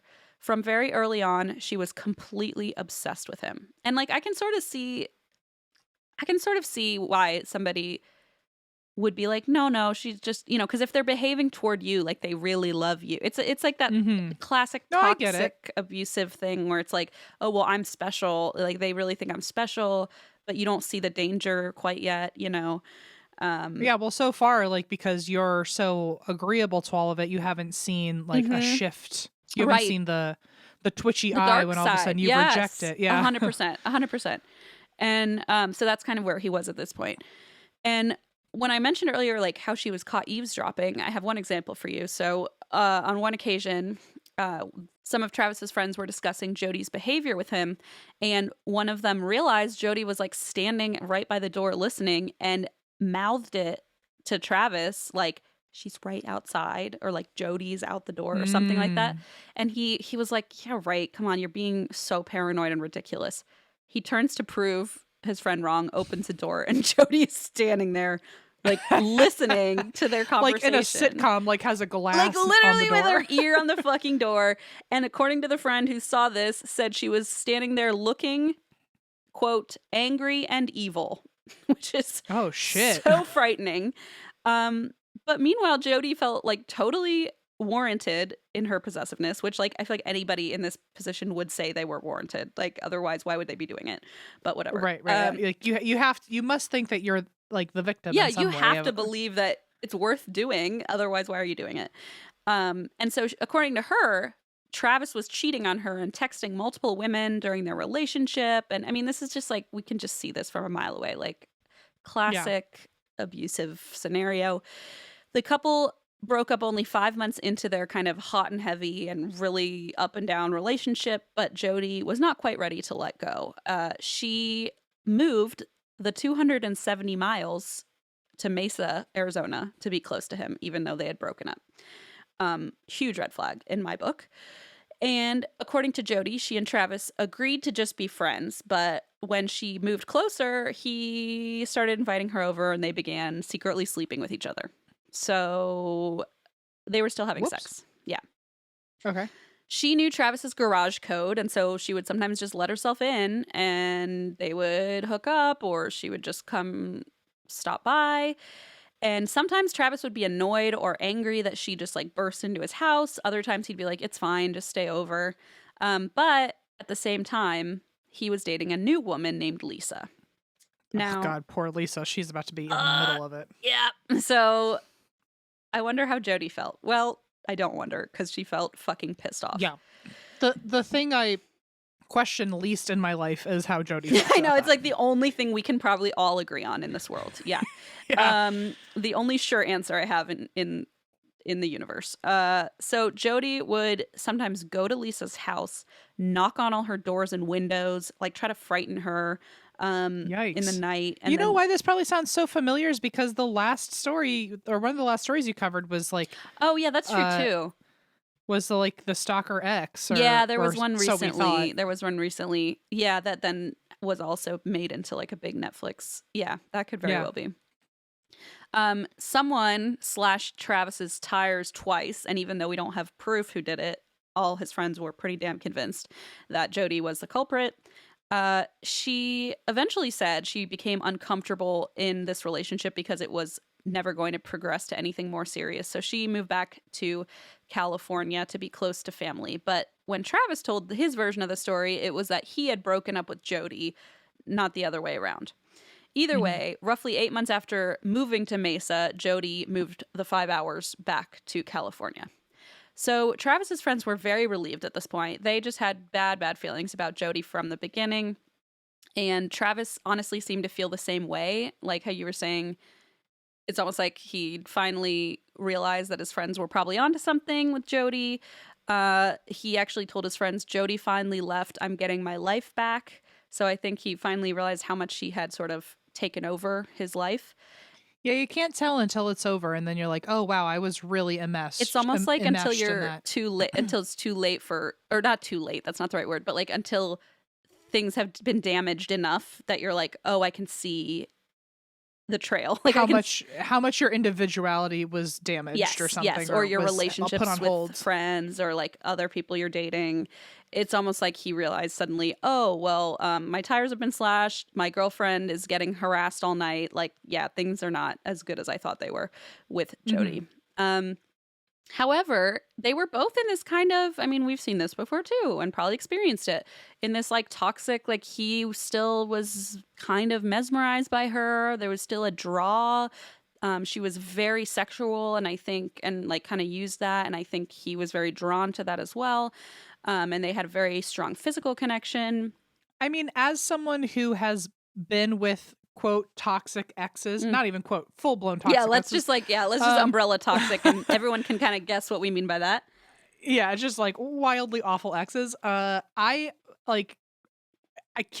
can sadly admit that like I still like went back to them a few times before it was over because like there is still the, I don't know if it's the lust or the lore or what, or just like the missing the good memories or. So I actually once heard a really interesting take on that by a psychiatrist who said a lot of times when people are seeking that kind of honeymoon phase, like that, like staying up and like that romance, and if you wonder like when you're in a stable relationship and that kind of goes away, like why, and people are drawn back to that like passion. A lot of limerence, it's called limerence. Limerence. A lot of times that limerence is because there's instability in a relationship, and so it's almost like you're playing that game of like either cat and mouse, or you're not completely secure in the relationship. And so then the highs are higher and the lows are lower. And so a lot of times it just indicates like, even if you've been together for years, if you're still in that honeymoon phase and and still have a lot of that like passion worked up, a lot of times it's because you're in a kind of not so healthy place. Like you're not stable necessarily. I mean, this is just one psychiatrist take, but I thought that was very interesting because I'm like, oh, that makes sense why when you're in a long-term relationship and you feel happy, maybe those honeymoon like butterfly feelings don't last forever because a lot of times that's just when you're playing that chase at the beginning, And yeah, like you keep trying to, like the way it was described to me by all my therapists over the years was is that you're, especially by the way, this is not like a cause or no one read into it, but it's just like an additive problem for me is that with my ADHD and I'm constantly chasing dopamine rushes, it's extra not great on top of my like own childhood trauma and my own like ways of handling relationships. The way it's been described to me is that I'm constantly looking for the chase and I'm constantly looking for the rush. And so a lot of times in my tumultuous breakups, it was almost like foreplay to get back together. So it was like just well, that's what it they was say. Almost like fun, like in some sick way to like have the good feeling back. It's because it's like a heightened feeling. It's like more intense because it's like, oh, it's exactly more was at stake, more was at risk. You almost lost the person, you got them back, you won, so to speak. There's just like so much built in there. I just read Come As You Are by what's her name? Oh, Allison read that. It's so good. Like I have had so many people recently recommended to me. I finally read it. Emily Nagoski, and she did such a good job describing that, like why people claim, that like post-fight or breakup sex is the best, or like post-fight. It's because you are like playing that game. You're not in that like stable, like healthy, trusting place necessarily. A lot of times it's like tumultuous, and that makes the feelings so much more heightened. I was now that we're just like diving into our own, right? Personal things. But one of my biggest issues in like having a healthy relationship, which Allison and I have talked about, I talk about in therapy, blah, blah, blah.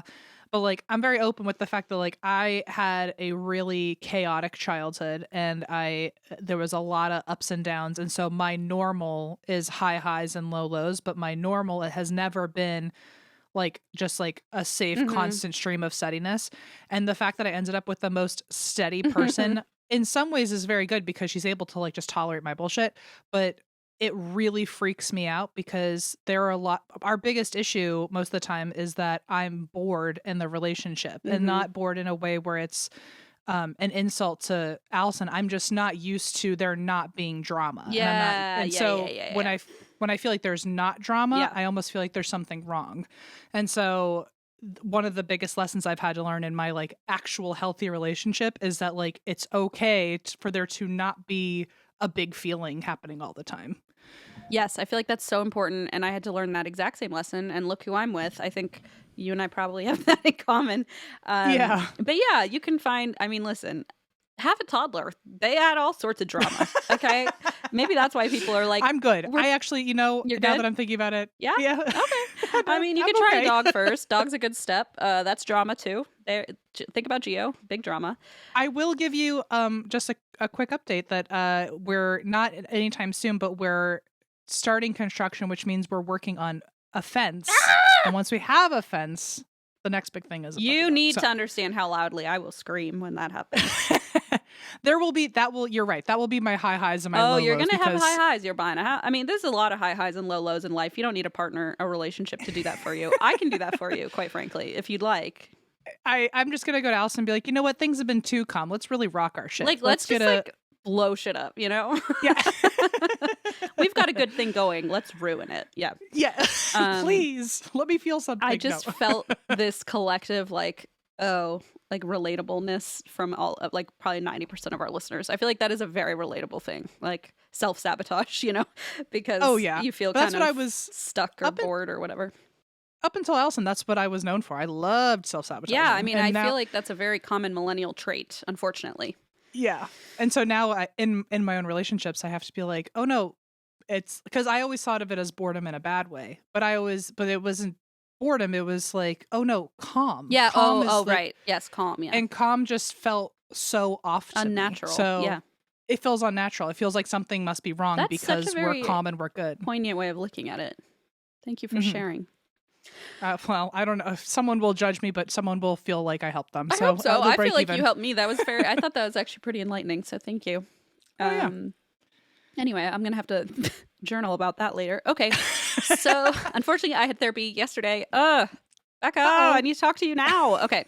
So anyway, as I'm saying, he finally felt like he was getting his life back. Like things were on track. But like I said, he was struggling to move on too. He would keep texting Jodi in secret, and they would have these kind of like flirtatious texts back and forth. Jodi said they made plans to travel together again in May. But later, when people looked back at their texts, they actually realized that Jodi and Travis had this intense argument. It's unclear how the fight started, but it got so heated that Travis called Jodi a sociopath, and he told her, "You don't know what horror you have caused me." And Jodi replied, it wasn't her intention to harm him. But regardless, Travis was like, you know what? No, I'm done. I don't want to see you anymore. So instead, she made new plans. Doesn't this sound like just such a gem of a person? To start dating one of Travis's colleagues who also worked at Prepaid Legal Incorporated. Whoopsies. That's going to be crazy. How convenient. Drama. Yeah. Yeah. Speaking of drama, so some people saw similarities between Travis and this colleague. He was also a charismatic, successful, up-and-coming salesperson, described as another rising star, just like Travis. And that's a quote. So, I mean, he really is kind of like his little doppelganger, and she's just jumped ship to this guy. Yeah, and she's like, I'm going to ruin him too. Yeah, Something and she's like that. now I'm going to show Travis I can find somebody else, you know. So the two of them had been texting for a while, and so Jodi decided to hit the road to see him on June 2nd. Meanwhile, Travis was supposed to go to Cancun, Mexico on a work retreat, and he actually had invited a woman he had just started seeing named Mimi. And so the two of them were going to go to Cancun together. Hey, how do you think Jodi feels about that one? Hey, how about I don't even worry about guessing? Because that's not even worth our time. Yeah, I have a feeling she feels a little icky about it. She feels not great. So his friends arrived in Cancun first, and they tried to make plans ahead of time, saying like, "Oh, Travis, when you get down here, like, I mean, I'm only guessing at this, but let's go to Senior Frogs." That's just what I'm assuming happened in the text chain. I can't. Please don't. I'm so sorry. Oh, I'm sorry. I didn't realize the pitcher had landed. The pitcher, I had taken a big old gulp out of my flower pot, and that was Senior Frogs is Maybe second guess M's advice of drinking out of a flower pot later. Seems or like a pitcher, whatever it's called, but that really, it did me dirty just now. Ooh, I'm so sorry. Which, like, by the way, the only other place you drink out of pitchers is probably I was gonna say, guaranteed a margarita in one of those bad boys. Like, I would take that down in one swig for sure. I almost lost my life on camera because I almost drowned in London fog, but that was worth it. What a way to go. Anyway, I'm so sorry, but I can only imagine that's what they were texting. I have no idea, but they were texting and trying to make plans for when he and Mimi came down. And he wasn't responding, which was very unlike him. He was always very in touch with his friends. He was always active in the group chat. And they just knew. You know how, like, sometimes you just know? Yeah. They just knew something was very wrong. And so so remember, this is a work conference. So there was a meeting that Travis was supposed to lead. And it was over a conference call. And when Travis didn't show up for this conference call that he was leading, they were like, something has happened, because he has never like been a no-show, especially to something work-wise that he's in charge of. Like, this is just not him. So they're getting really freaked out. But now they're in Mexico, right? So there's only a few people back in town who can go check on him. And so they ask these friends to go look. So back in Arizona, Mimi, this new girl he's seeing, and two friends drive to Travis's house to check on him. And they know the garage door code as well. So they let themselves in. And strangely enough, they run into his roommate, Zach Billings. And they're like, oh, hey, Zach, we're looking for Travis. And the date that this occurred on, by the way, was June 9th. And nobody had heard from him for 5 days. So they're like, we haven't heard from him in 5 days. And he's like, oh, that's weird. No, Travis is in Cancun. And they were like, no, he's supposed to be going, but we have not heard from him. So there's like this mix up where the roommate thinks, oh, he's just not here because he's in Cancun, which is why he wasn't worried, right? Right. So they all four go to Travis's room together. Oh, God. I just imagine being this roommate and you've just been living there for 5 days with no fucking idea. They find a massive puddle of blood on the floor of Travis's room, and they follow the blood along the hallway to the bathroom, and that is where they find Travis in the shower, dead. Oh my God. Yeah. And yeah, imagining that there was another story.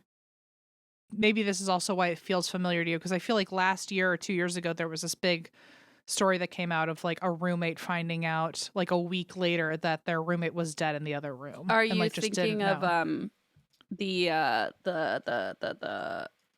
God. Give me one moment. Are you thinking of Amanda Knox? No. Oh.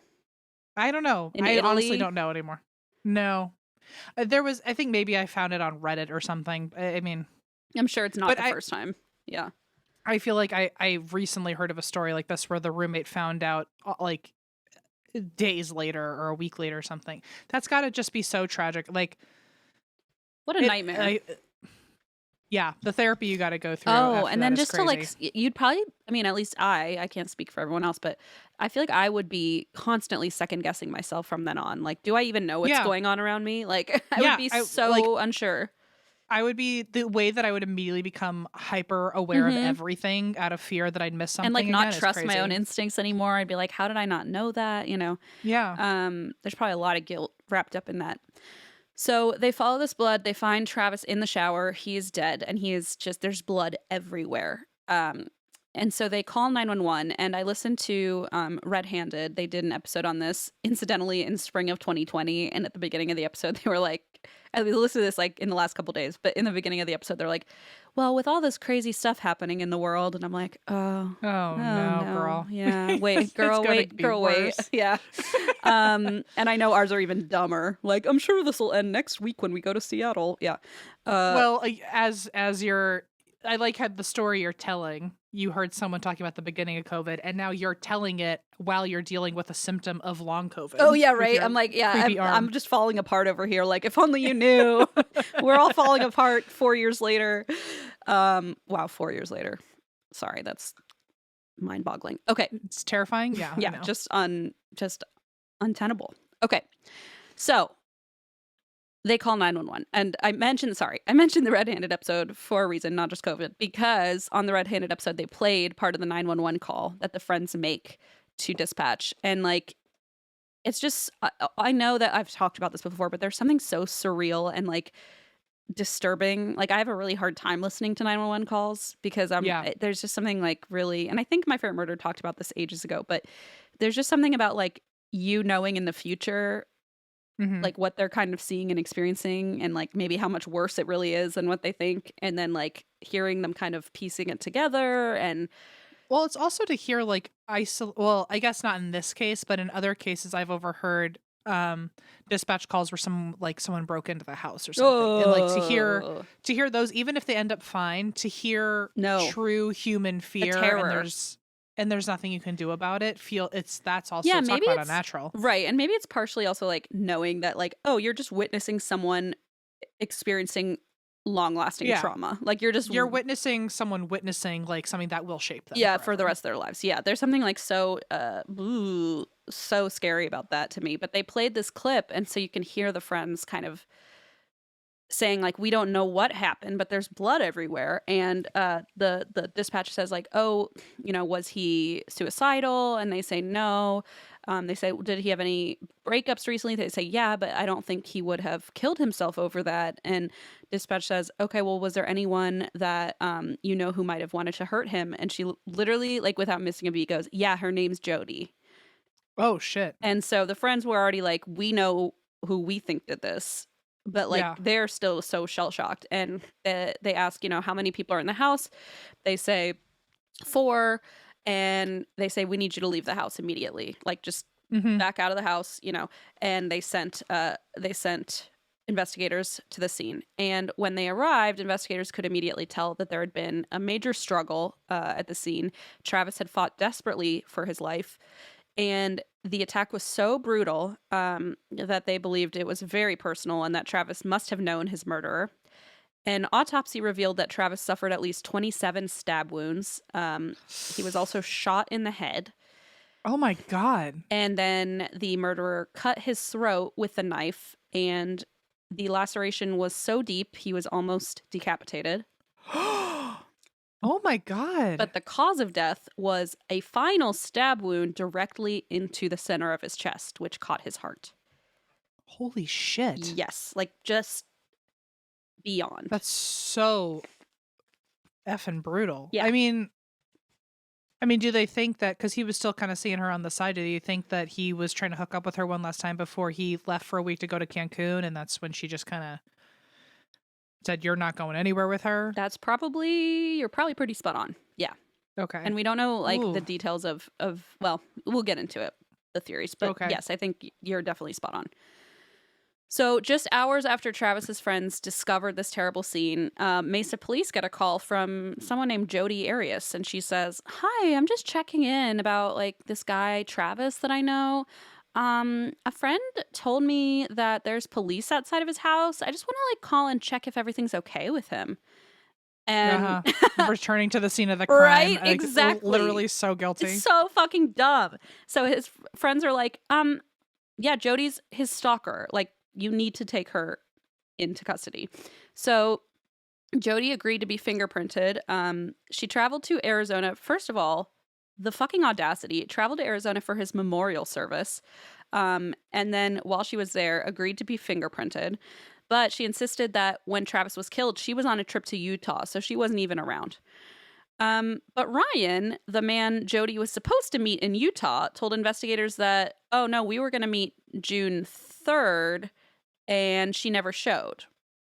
So they're like, okay, and what did you do? He said, I tried to call her multiple times. They all went to voicemail. And finally, she arrived a full day late on June 4th. Hello. Yeah, where have you been? She told investigators and Ryan at the time that her phone had died and she got lost, which, if it were me, is a valid excuse. In this case, not so much. Then forensic investigators found something interesting in the washing machine. I laugh because it's just absurd. They find a digital camera in the washing machine. What? It had gone through a full wash cycle. So in theory, it shouldn't even work. Jodi was trying to fucking break this camera by putting it through the I wash. assume, like, she's trying to, no evidence. Yeah. So, but she leaves the camera there in the washing machine and dummy, and the camera does not work, but the memory card is fine. So they pull the memory card out and they find a bunch of photos. And guess what? The timestamp is June 4th, which is the day of the murder. Bloop. And the day of my birthday. Yay. Yay. And the day of my dermatology appointment. Anyway, not only that, but there were photos of, okay, so this is where it gets wild. Here are some of the examples of what was on this memory card. There are sexy photos. So there are photos of of her naked. There's photos of him in bed. There's photos of him naked in the shower. Oh, like right before. 2 minutes later, there is a blurry photo of his dead body in the shower on this memory card. So wait, the entire murder happened in less than 2 minutes? Yeah. And then with her bloody fingers, probably grabbed the camera again to take a picture? They aren't sure if the photo was taken intentionally or was just in the scuffle, took a photo, because a lot of the photos are very blurry. There's one where you can even see part of her leg as if she's dragging his body. And they think like she had dropped the camera and it had taken a photo. They're not really clear, It's that, honestly, not that I was really thinking about like the timeline, but I would think killing someone that brutally had to be longer than 2 minutes. Like, that means I can only imagine that she had him incapacitated so quickly in like a flurry and then just, it's I almost horrible. wonder, he was shot too, right? Yes, you said? yes. I kind of wonder if like she was holding the gun in one hand and the camera in another and then went smile. Like, I know that's fucked up, but there's no way. I'm trying to think like, how do you fit that much activity in 2 minutes? That second photo was him already dead with his stab wounds, with the blood. Like that was oh my God. Yeah. So all of that kind of attack happened within a matter of minutes. That's insane. I don't know why that's blowing my mind more, the speed at which it happened, but it's just oh my God. And so I don't know how to feel. With that timeline too, it's like she can't even argue, oh no, that timestamp on the camera is wrong. Right. Like it must have been from days before, because then why 2 minutes later is he dead on the same camera? You can't even argue that. And so they think probably the photos were taken accidentally, some of them, because they were kind of, and I recommend you really think before you do this, but you can see the photos online, but just please be cautious if that's, just use your best judgment on that, folks. But in any case, you couldn't see his face in the photo, but you could see the wounds, the blood. Oh my God. And they were also obviously dated June 4th, just right after this shower pic of him just naked in the shower. So Jodi's, this is when I'm like, you fucking dumb narcissist. Her hair, a long hair, her blood, and a giant palm print in blood of hers were all found at the scene. Yeah, big dummy. Also, like, why would you then go happily get your fingers printed? Literally. You're like, bink. Yeah. And then just leave the camera there. I just can't get over this. She's so stupid. I will say before we move on, back to like the how short it happened, that at least tells us that there was probably no pain. Hopefully not prolonged. He did fight back. There were defensive wounds that she sustained, but very, like, not many. And it seems like the attack was more just her anger, like, getting out, rather than like a fight between them. Like you said, like it seems like it was over pretty quick. Like he had passed pretty quickly, but yeah. That's all you can hope for at that point, is like, just like, let there be no pain. Yeah, that it happened quickly. I know. Anyway, sorry. I just went. It's. I was gonna think about it if I didn't say it. It's a good point. At least it wasn't a prolonged torture or something. But yes, just still so outrageous that her entire fucking handprint was basically left at the scene. Now, investigators also explained, so this is a fun fact for everyone, it's common to find the attacker's blood at the scene of a stabbing, because it's very easy to cut yourself with a knife while you're stabbing someone, especially if your hand slips, when you cut your hand, which, fun fact, she did, although she claimed she had cut it on a glass that she broke at a bar called Margaritaville that she claimed existed in the town she lived in, which it did not, and she made it all up. So she's not even good at making up stories. She should have tried Senior Frogs. Yeah, honestly, that would have been more believable. So, of course, all this evidence is immediately enough to arrest Jodi. And 5 weeks after Travis was found dead, detectives traveled to her town to arrest her. And police told interviewers that Jodi did not seem surprised when she was picked up. However, when she was taken into custody, she asked if she could get her purse because she wanted to put on some makeup before her mugshot. What is her deal? Like, She's I mean, a lunatic. She obviously so much, but like, so what much. the hell is her deal? She's like just a complete narcissist. She literally in the mugshot photos is like smiling pretty for the camera and has makeup on that she just put on for the photo. It's bizarro. She's got some nerve. I mean, the way they described it too in Red Handed was like, it's like she's creating the narrative for her future biopic. Like she knows this is going to be on TV and she's like almost showcasing. That's such a great point. Yeah. Like she was like, if they're going to make a documentary, I might as well look good. I might as well like show my best angles. Yeah.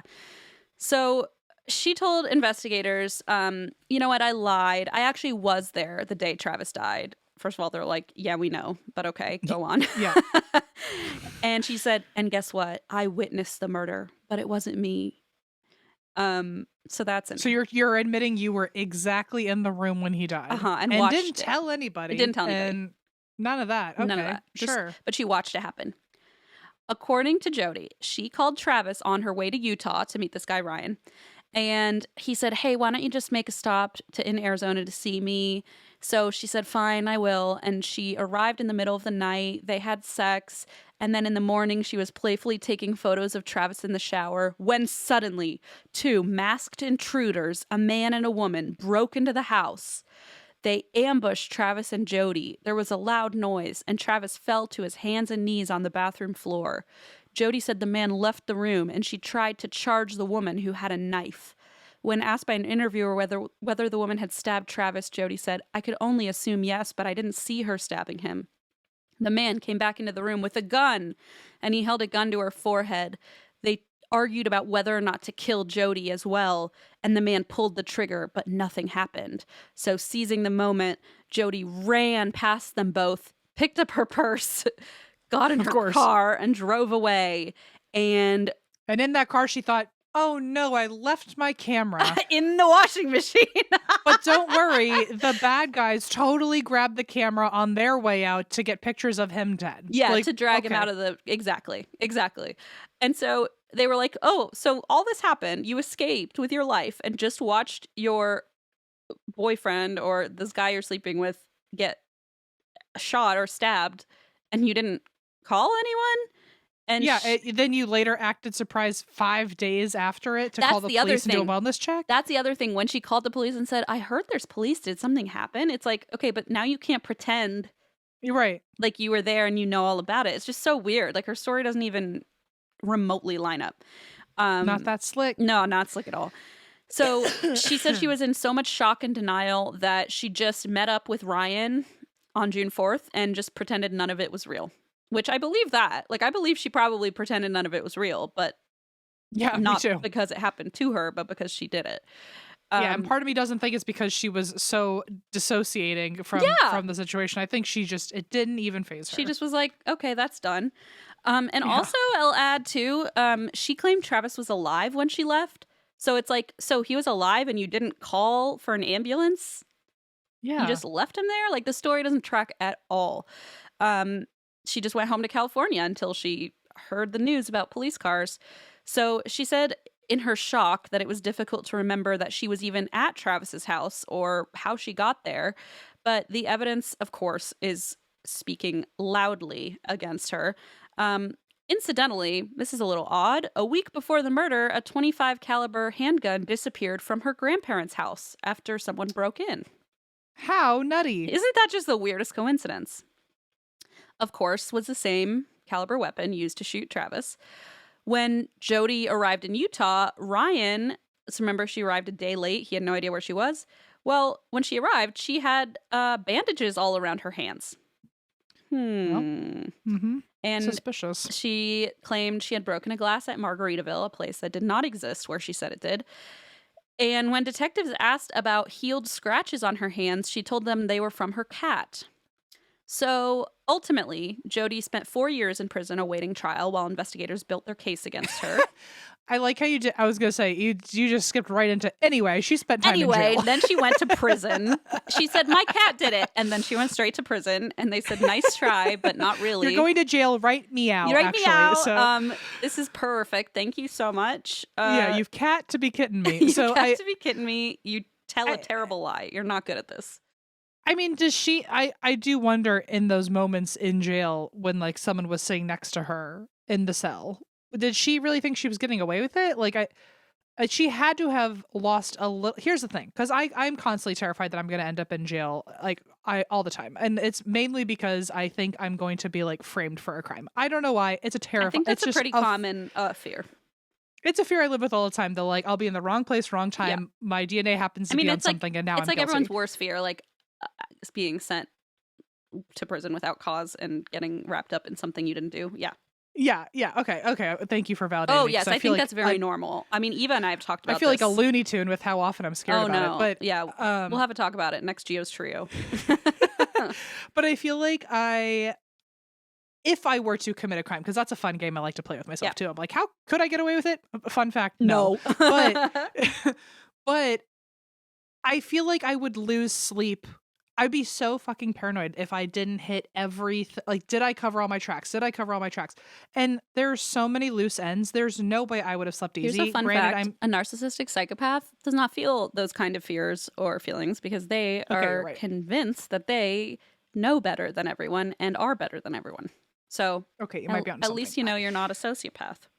I don't know how you can, especially for narcissists who just so pride themselves in being better than everybody else. I don't understand how you could think, like, wouldn't you think I'm the best at covering up a crime? Or do you just think I don't have to be the best, everyone else is just too stupid to figure out my very loose part of it. Crime? I think that's part of it is like, there's not that thought. It's just like, whatever, I'll get out of it. Insane. Yeah. Okay. She was really surprised. We talk about this. This has to be like the 10th time we've done this. I know, but it's shocking every time because it's like, it is. How does your mind work that way? It's just bizarre to me. I'll never understand. Like, I have a panic. I'm in tears when I have to call somebody on that telephone. Okay, to say hello, not even anything bad. Say hi. I just want to check on my prescription. You know, so I can't imagine how you live without any sort of fucking flutter in your heart about getting caught for a fucking murder. I don't know. Yeah, she just like whatever. Spent 4 years waiting for the trial to begin. Okay, I'll get to the I'll get to this. So the trial began in January 2013, and in a CBS 48 Hours interview, which aired that same month, Jodi told the interviewer, "I've been sitting a lot in my cell." Okay, so this maybe this will speak to your questions about what she's sitting in a cell thinking. Sure. "I've been sitting a lot in my cell thinking, what a waste. You know, I did have my whole future ahead of me. I had everything to lose and nothing to gain if I did kill Travis." It's like, yeah, then maybe you shouldn't have done it. Yeah, ding, ding, ding. So at the trial, Jodi... Okay, so let me first, before I even get to this point, add something that I hadn't put in the notes but really wanted to mention is that Jodi at first, if we're... And by the way, I am calling her a narcissistic sociopath because she has been labeled these things by medical professionals. And I also want to add that to elaborate on that, she requested that she defend herself in trial. Okay. Like in court. She wanted to defend herself in a first-degree murder case. Good luck. No legal background. Just decided she was going to defend herself. And the first thing she did was... What did she say? Nuh-uh. She said, I didn't do it. Your Honor, you weren't even there. Your Honor. Hearsay. I'm trying to think of like one legal term. Habeas corpus? Anybody? Mariska Hargitay? Ever heard of her? Habeas corpus? So she claimed that she could defend herself at trial because she said, by the way, also, she claimed in an interview, no jury will ever convict me. Okay. Nice. Bold. Bet. And so they did allow her briefly to try and defend herself. Or represent herself, I'm sorry. And the first thing she brought to the table, she put into evidence these letters Travis had written her that were immediately noted as fakes. They were excellent. Fake letters. So basically the judge was like, your defense team's back on. Did the letters say, if I were to ever die in a heinous act, Yeah, right? I know it wouldn't be you. Love you. I XOXO. know. This crazy stalker is coming after me with a knife. Yeah, I don't know. And it's not you. But I don't know. I don't know what they said, but I do know that they were faked. And then in Red Handed, they were like, hey, do you know what musical she got that from? Apparently in Chicago, the musical, the lawyer's like, oh, I just always fake like journal entries and I've never lost a case or something like that. And so really? they were like convinced that she had watched Chicago and been like, I can pull this off and like fake these letters from Travis that like were very obviously fake. So she only represented herself for a very brief time. And then they were like, you need a fucking lawyer. Okay. So she got her lawyer back. But when she did get on the stand, which was like pretty quickly, what a surprise that she insisted on getting on the stand pretty quickly. She suddenly had a totally different version of events. Another shocker. She claimed that she did kill Travis. However, it was because he was violently abusive and she had been the victim for many years. And this was just her, it is like such an extra kick because in the gut, because it's like there are so many people in abusive relationships and like this is a very real thing that can happen in an abusive relationship, and that's not what this is. You're taking away validity from people who are really going through something like this, which just makes me so angry. I think we're lucky though that he was surrounded by so many people who could be like, you're literally that's so far. No, from you're the truth. right, because nobody believed her. Though, but you're totally right. There are people in abusive relationships where one of the main ingredients is that you get isolated from everybody. So nobody would even know your side anymore. And you really could just totally have your character ripped apart and no one would defend you. But at least in his case, everyone was like, he was literally so cool. What are you talking about? And she genuinely tried to tear down his reputation. And she did in some ways really, really tarnish his reputation. I mean, I'll get to that. But basically her claim now was that Travis was violently abusive. He hit her in places that the injuries wouldn't show, that she to hide them from his friends. She also testified that she had once caught Travis masturbating to child sexual abuse material. Oh my God. And Travis's family in the courtroom was just like gut punched by this because it's not true. And it's just like, of all things to say. One of his brothers even said, her mission was basically to murder my brother again for a second time by destroying his reputation. And he's in the church, the LDS church, and he has like a very good reputation. And so, and now he can't defend himself. And she's just like making him out to be this monster. They had. And also if she's talking about like, oh, he hit me in areas where no one would see, I feel like she's telling on herself and she was already doing that to him. I mean, who knows? I feel like she was clearly abusive in other ways, I don't know if there was ever violence between them, but aside from the obvious, but right. One woman who dated Travis told ABC News that their arguments were rare, and if they did argue, Travis was never one to lose his temper and was much more of like a let's talk things out kind of guy. And of course, that doesn't like explain away everything. I mean, an abuser doesn't need to have like a violent history to be abusing their current partner. But there was so much doubt on this story because like everything she had told had been a lie already that it was almost like nobody really believed her. But she like took on this new persona as a survivor and a victim. Of course. Yeah. Well, because it was the last thing that she hadn't been identified as. No, you're yet. totally right. Like, what else is there? It was like the final act. It was like, and apparently she had watched Chicago. So, I can see why she would get this fucking idea. She's a Broadway lover. She's a victim. She's all of it. Everything but a killer. Everything but. She did admit to doing it. She did that too. No, you're totally right. She said that on June 4th, 2008, she was taking photos in the shower with Travis's new camera when she accidentally dropped it, and Travis became enraged and attacked her so viciously that she believed he would kill her. So, according to her defense team, she had no choice but to fight him to the death to save her own life. And by her defense team, do you mean herself? Herself? No, she had been like assigned a lawyer. They were like, "Please stop. You're making a mockery of the judicial system with these fake ass letters." So Jodi had no choice but to fight Travis to the death. This is their claim. In May 2013, 5 months after the trial began, the court finally announced their verdict. 34-year-old 34-year-old Jodi Arias was guilty of first-degree murder. And hey, wouldn't you know it? She was shocked.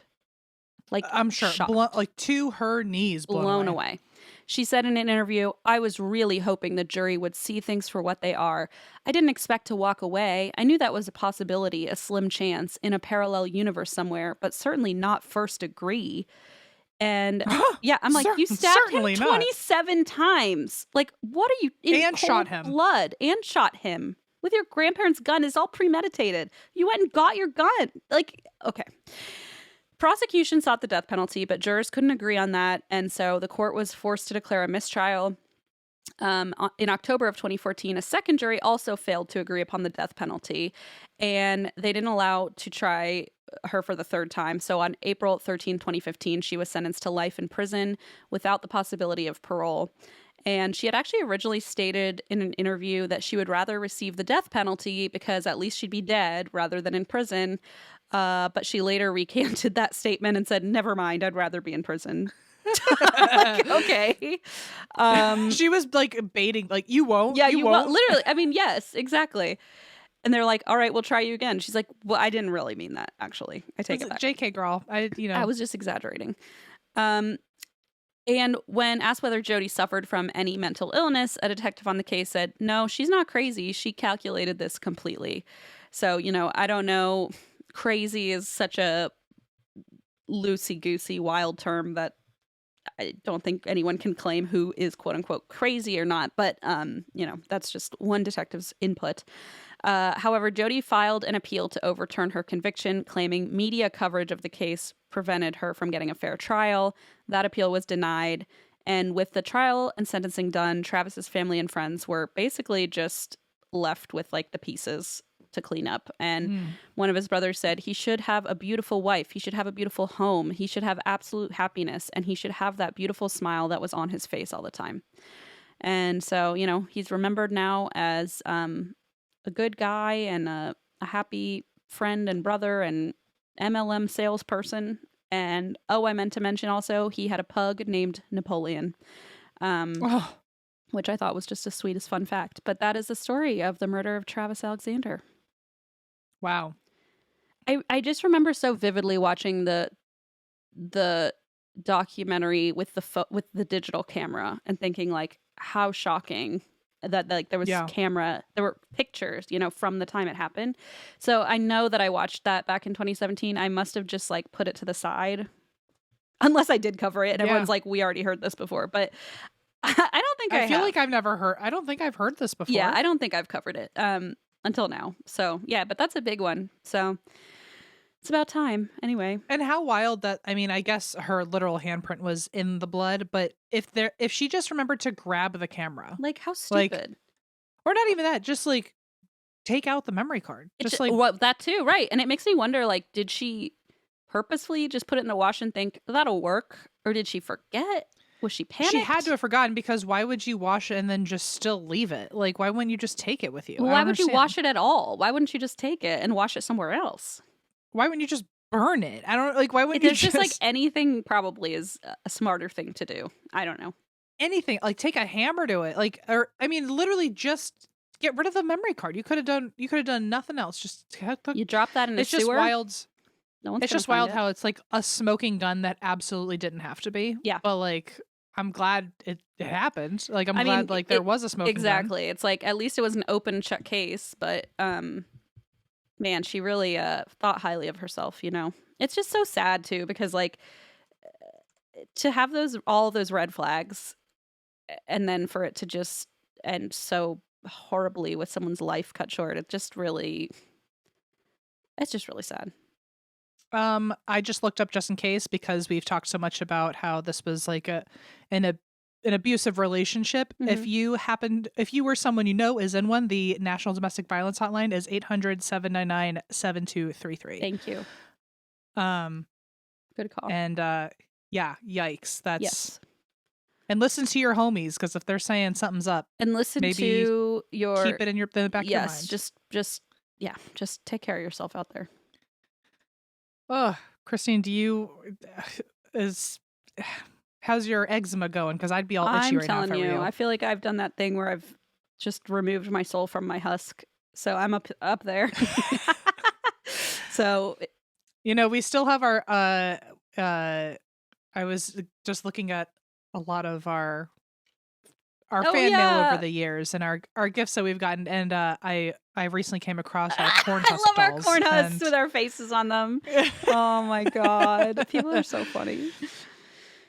Well, if you would like to hear us keep blabbering on, you can join Patreon and check out our After Dark. Is that what we're calling it? Yeah, So, After Dark. And there was a clip that made it to TikTok that I actually reposted because it made me laugh. But of us talking about when you discovered all the like symbols that you can do on the fucking. Oh, you mean this? Yeah, and then I fucking tried, and it was just like nothing happened. I was just sitting there like a big fucking dork. You look like such a loser. So sad. But like a ton of people commented like, "Oh my god, I'm finally joining Patreon for this," and I'm like, "For that? Okay, well, if that's what was gonna get you to join, I mean, come on over. We do a lot of dumber. It was that easy Who this knew? whole time. Now I'm just, this is what I say to all Stop of you it. who are In case joining. you're wondering, Emma's literally just like doing like a peace sign and then like balloons appear and doing I keep being told the rock and roll sign does something, but I haven't seen it work yet. Anyway, how about this? Everyone join Patreon. Fireworks are so stupid. Whee! Fireworks. Okay, well, yeah, if you want to hear us keep going on and never shutting up, then you can follow us on Patreon, and maybe we'll discover some new things like the fireworks Wouldn't that be tech fun? in my computer. All right. And also, we haven't had our birthdays yet, but I think the next episode that comes out, we can talk about what we did on our I'm birthdays. excited to hear. I mean, I'm just going to the doctor, but I'm excited to hear what you're doing. I'm not going to the doctor yet. I mean, I could get too let's, crazy on my birthday and end up at a doctor, so... but anyway, in case I don't see you until afterwards, happy birthday, Christine. I love you. Everyone else has already seen us celebrate, but for you, happy birthday to you too. And that's why we drink.